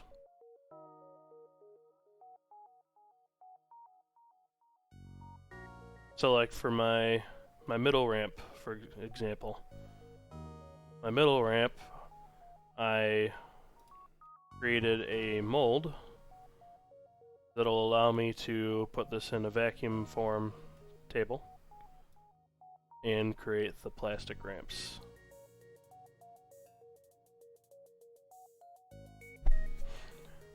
So yeah, that should be fun. And then all of my sheet metal stuff.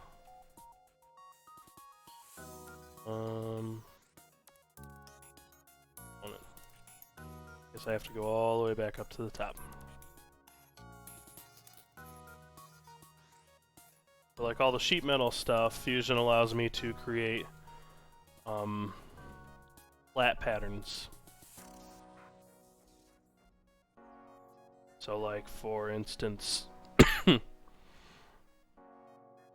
for this middle 180 ramp here, I can activate the flat pattern, and then this will be a DXF that I can send over to send, cut, send, and then have this laser cut out of the engaged stainless.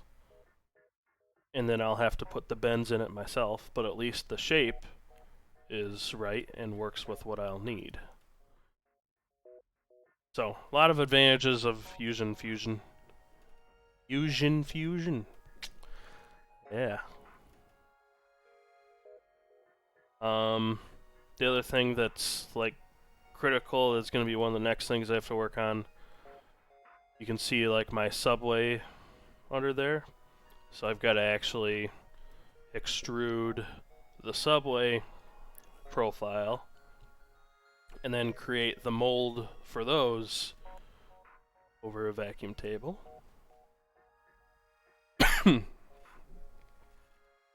So yeah, that's the fun of Fusion. But what I need to do is start figuring out this bracket here for Quidditch. Which so the molds, I've got a CNC, so I'm actually going to create my molds using the CNC, I think.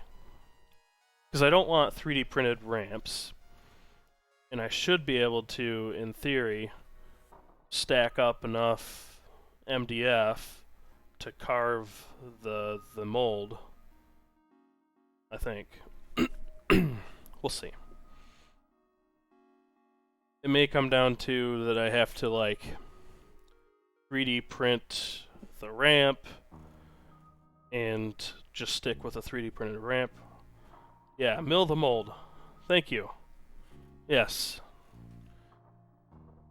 But if I can't 3D print, then, or if I don't like the feel of 3D printed ramps, then what I might do is use the 3D printed ramp to make a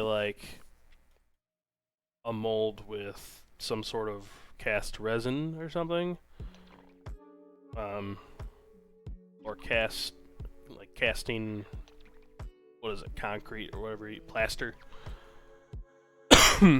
So I don't know yet. I don't know how I'm gonna do it, but either way, I would, initially I would have loved to have metal ramps for this right one and this middle one, but I have been unlucky in getting Fusion to make my flat metal patterns for these. So right now it's just extruded as one solid object, which will be 3D printed, or I can create those milled molds. Need water.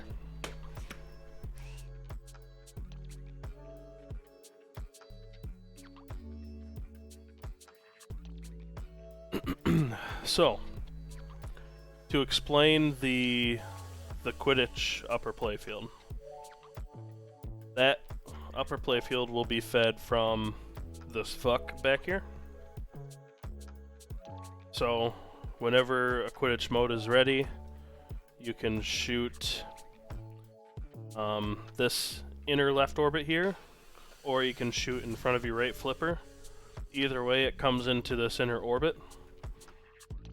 And then with that inner orbit, there will be a magnet right here that'll grab your ball, stop it, and then it'll drop it into this subway entrance here. This subway entrance is standalone, and it'll feed just straight back to this VUC. So it doesn't connect to the main subway circuit.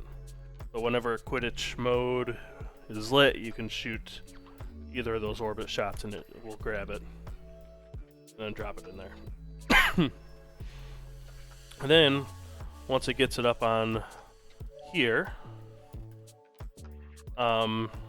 this is where I'm going to try to do something genius, or ambitious, or incredibly stupid. So, we'll see. But, I kind of explained it a little bit earlier, but you can see my sketch there. It'll be a playfield that raises up and down. So it'll be a clear piece of acrylic, it'll have a spinner mounted to it, and the flipper as well. So the only two things attached to it that raise up and down are the flipper and the spinner.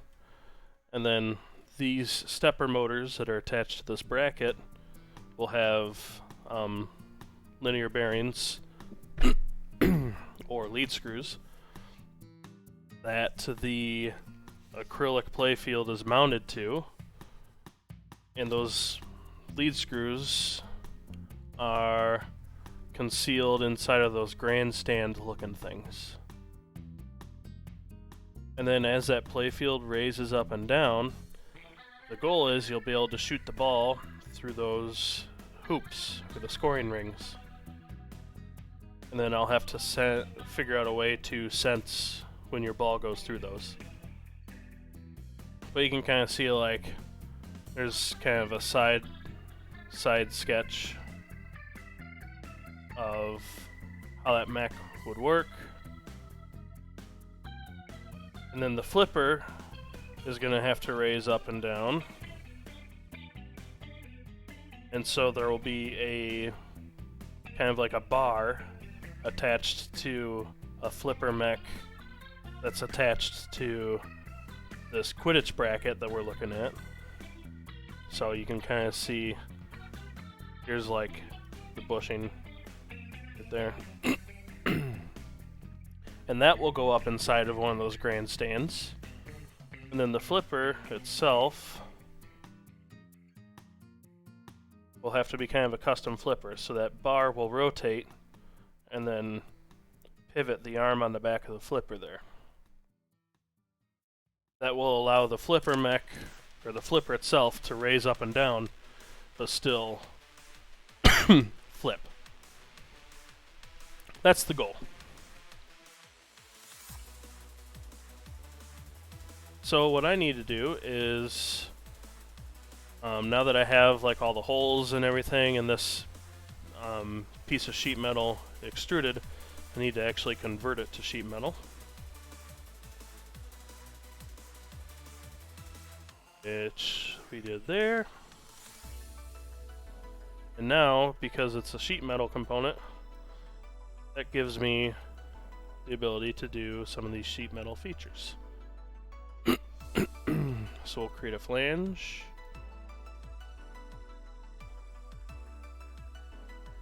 And it already accounts for like the bend tolerances and everything like that. I'm just gonna create a flange on that flat edge there. Click OK. And now extrude that flange.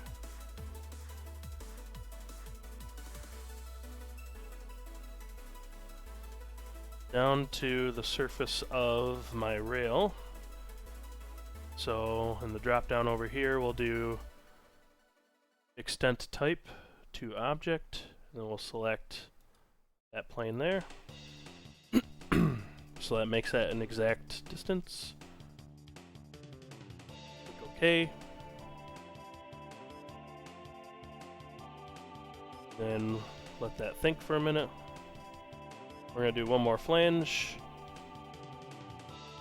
That's gonna come out this way. That.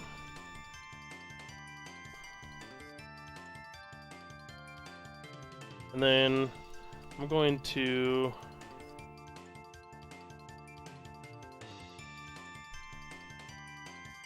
set it at 1/2 inch because I don't want the metal like rubbing the sidewall and stuff. Because if I lift this up or lift the playfield up, so there's that. Now we'll do. Let's see, what size are these holes here?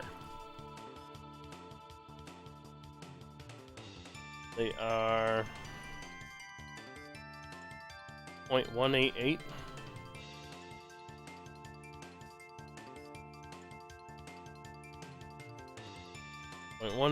inches. Then I'll go back to my handy little chart. 0.188 is a 3/16 drill bit. I'm going to use the hole feature. Hole kind of center there. We'll make it a flat. Make it. What did I say that was? 3/16. And then the depth will be the thickness of our steel.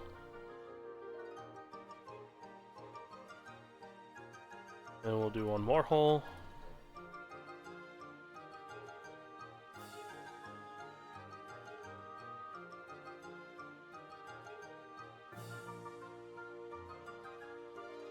Yeah.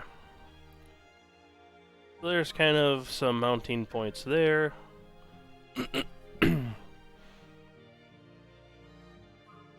And then I created another flat part over on this side, so we're going to do another flange.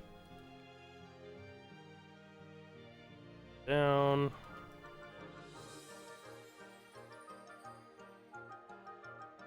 Okay.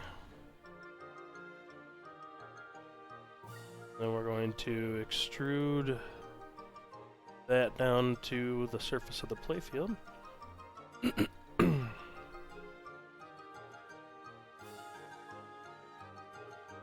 Set extent type to object. Surface. Fine, okay. And one more flange. There. At 1/2 inch.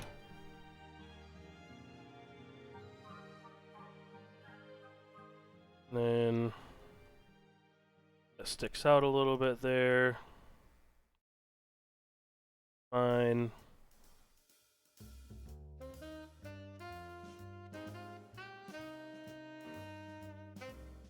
There's that mounting point, there's that mounting point.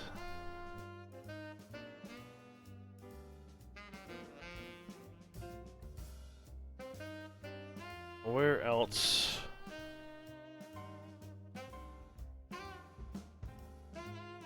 Can I mount this to the playfield? Might be a little tough.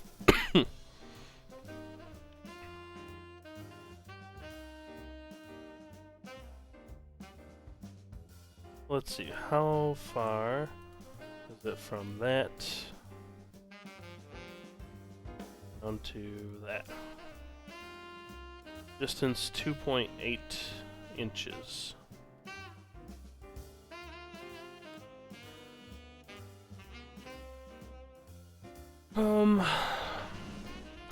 I need to create like a couple support columns up the center of this or something.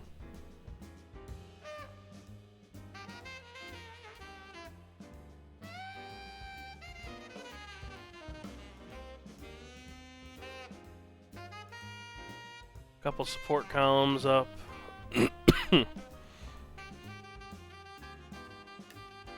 Then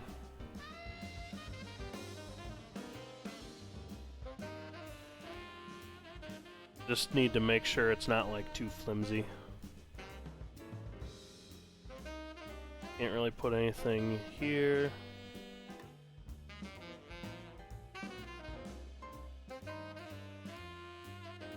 I could.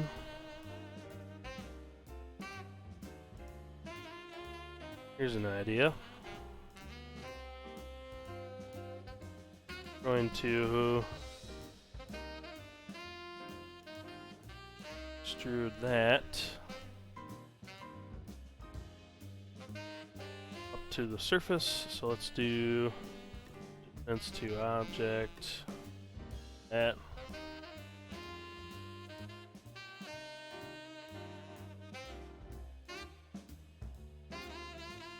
Then do a flange.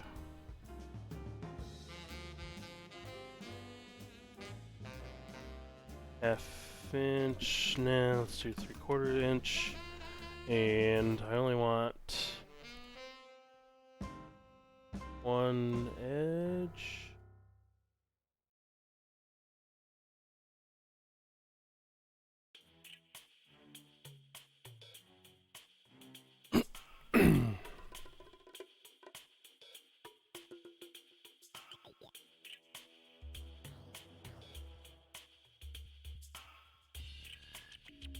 So let's make this like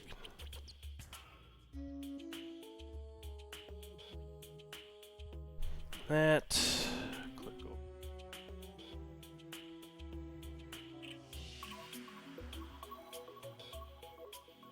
Then let's add a chamfer.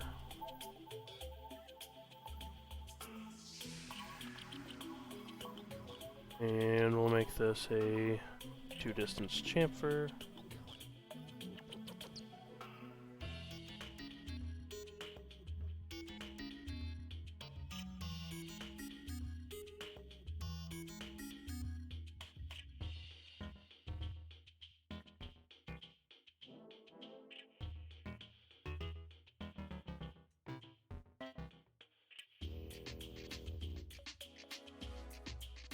Close enough there.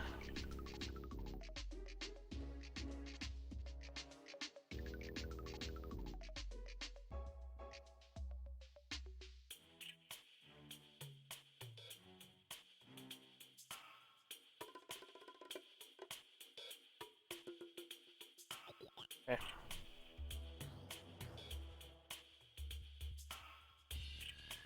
That's a little cleaner there.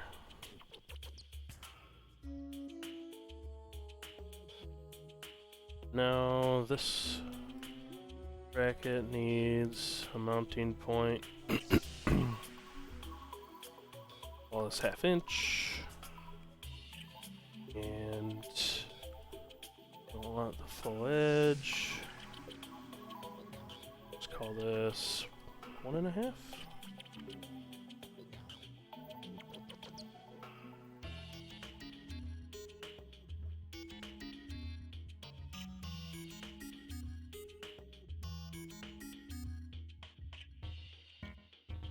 Okay.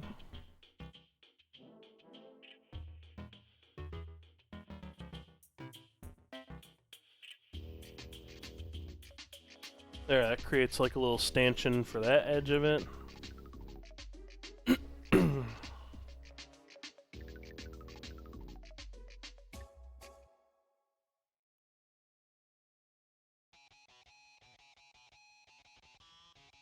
Making progress.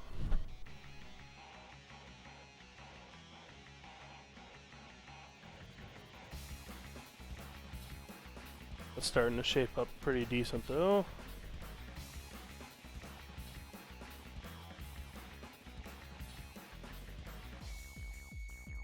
That, in theory, should be close for what I need. Port.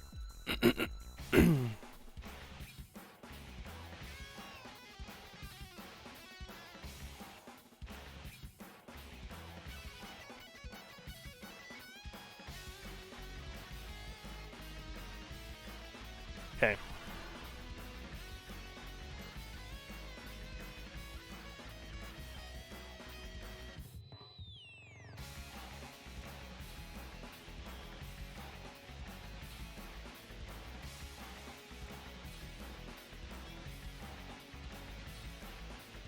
I think we're getting getting close.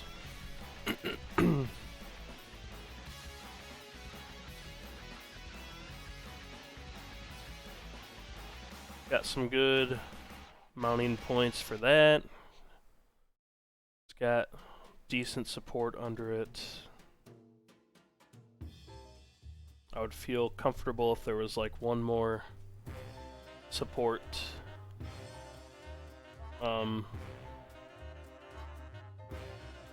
underneath that flipper area.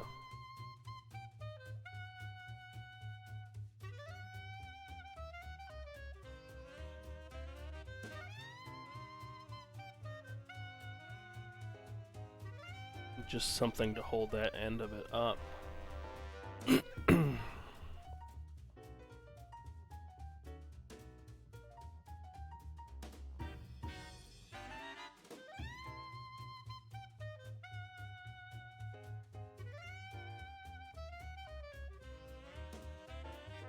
Do like a post.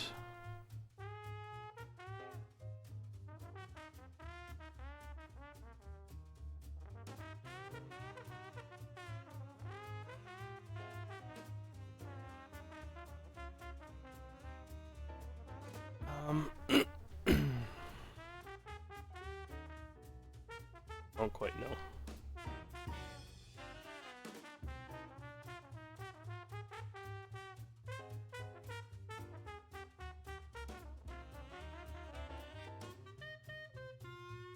Something like a post underneath one of these holes.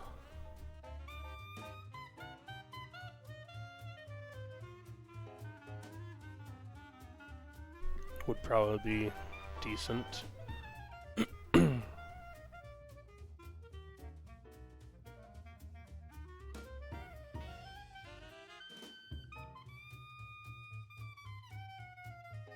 I don't think I have any hex posts, if I recall. I'll have to think on that. Save.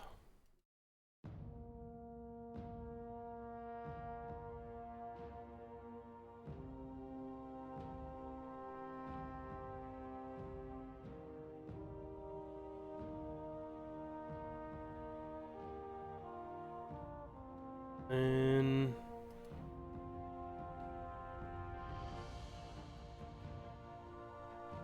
linear rail mech.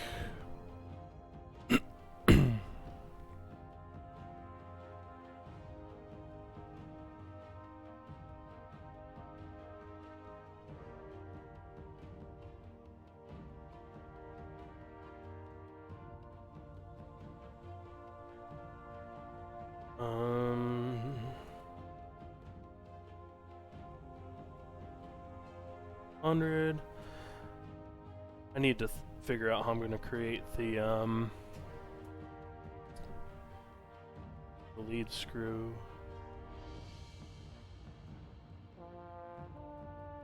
One of these files you could alter, and it would like generate the rail for you. I remember which one I used in here.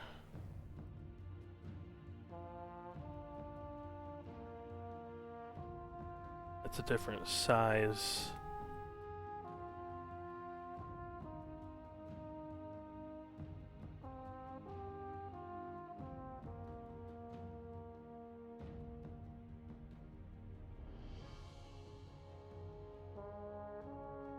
Headers.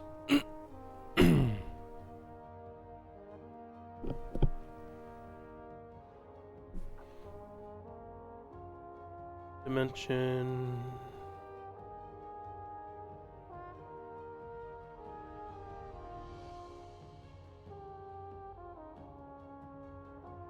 I don't remember which ones I'm supposed to adjust.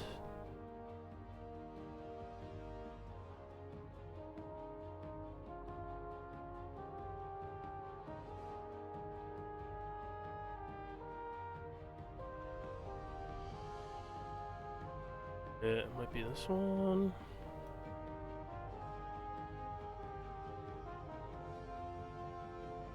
Not that one.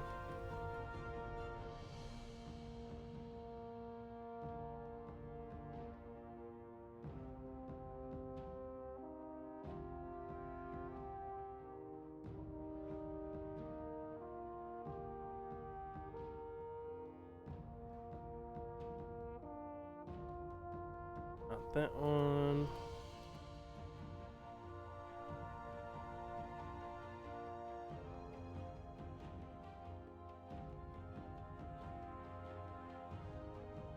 I don't think that changed anything.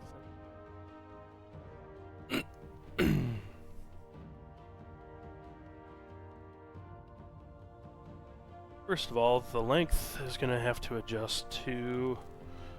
Let me pull up my Amazon shopping cart.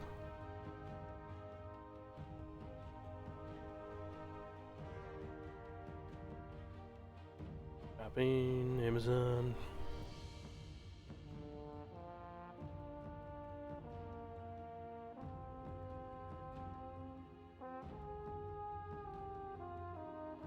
$150.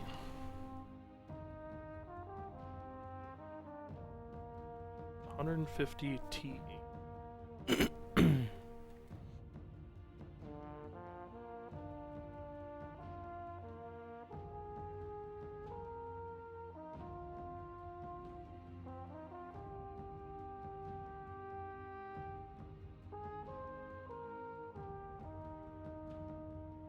$150.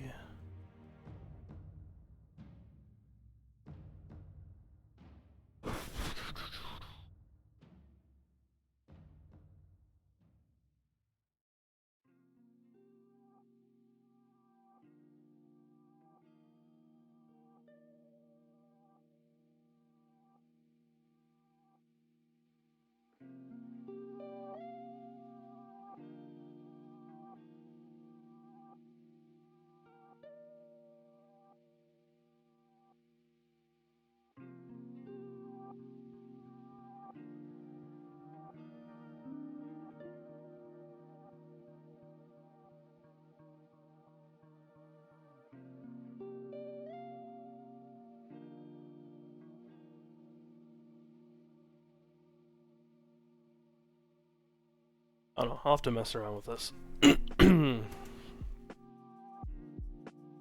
Trying to create the lead screw for those stepper motors, which is 2mm pitch, 8mm lead, 8x8.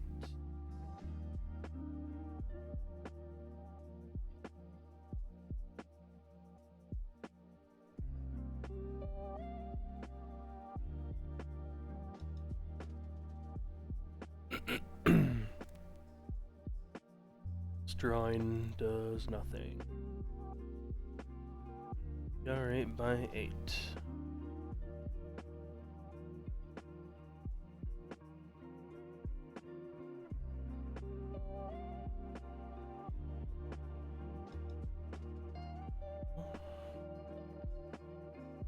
Let's, instead of mess with this, let's create a new one.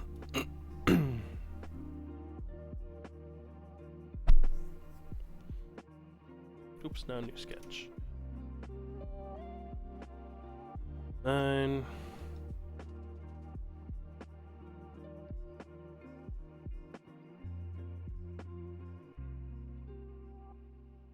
I don't even need a new design.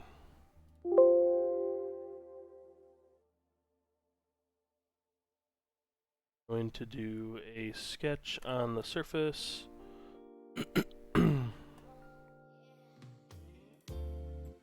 Of that.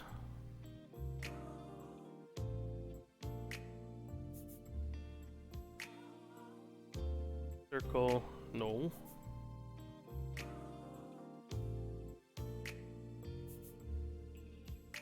Millimeter circle, and that is going to be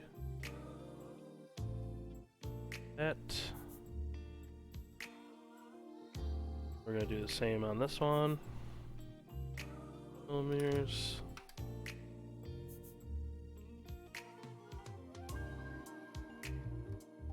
Okay. Finish sketch.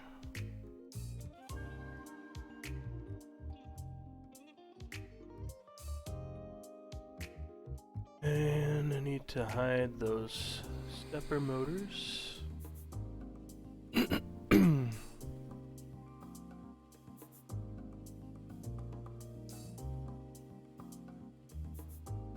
Okay.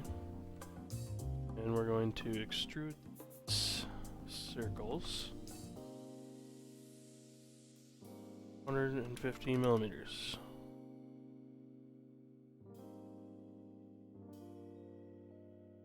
And let's unhide.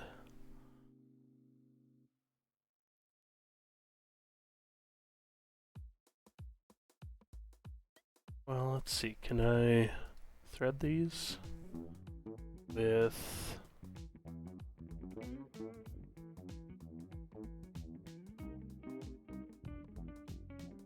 oh boy, I don't even know what thread that is.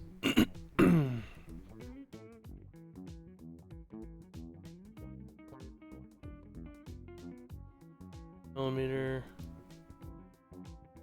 T8 by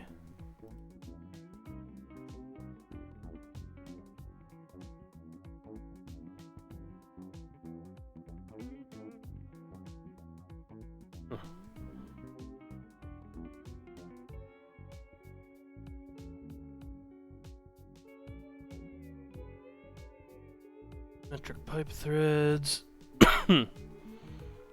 Acme screw threads.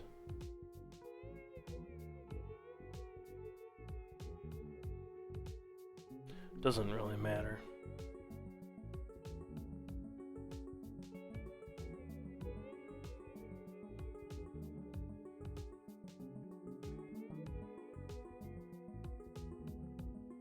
We'll do the same on that.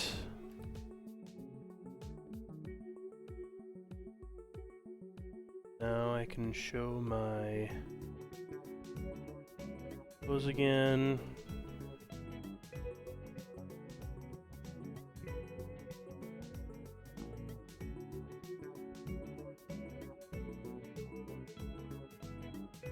Okay.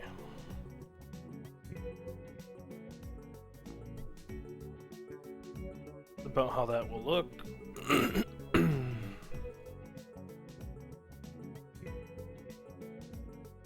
So then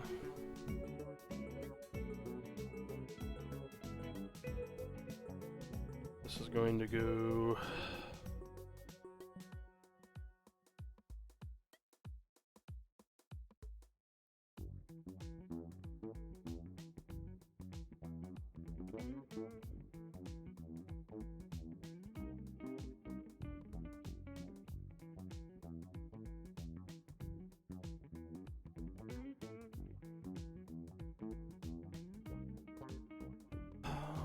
needs to be an outside.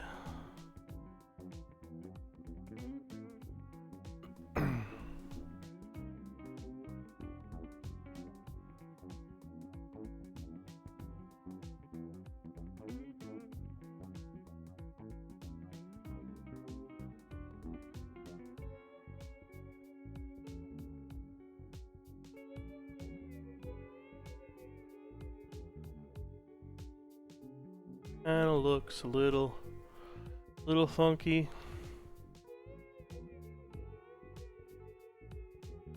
But you'll still be able to see the flipper. You'll still be able to see the ball rolling around there.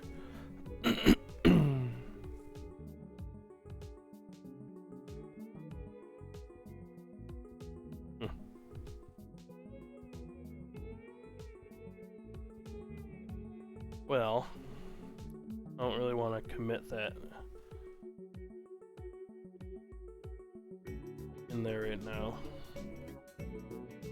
But those will be the two lead screws that drive the Quidditch playfield.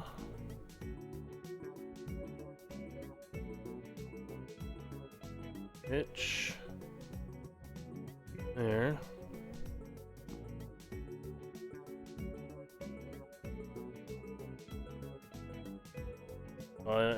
I'll have to draw the nuts that ride on those lead screws.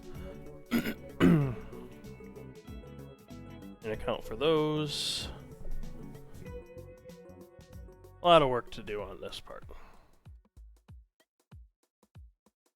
Should hide that subway sketch for now.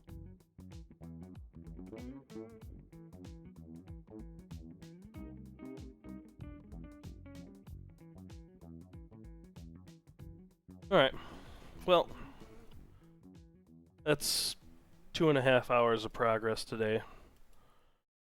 I'm gonna call it there. If you hung around the whole time or popped in and out, thanks for chilling. If you have any questions, feel free to hit me up and I'll do my best to answer them. So, thank you for everything, and we'll catch you on the next Homebrew stream. Have a good evening.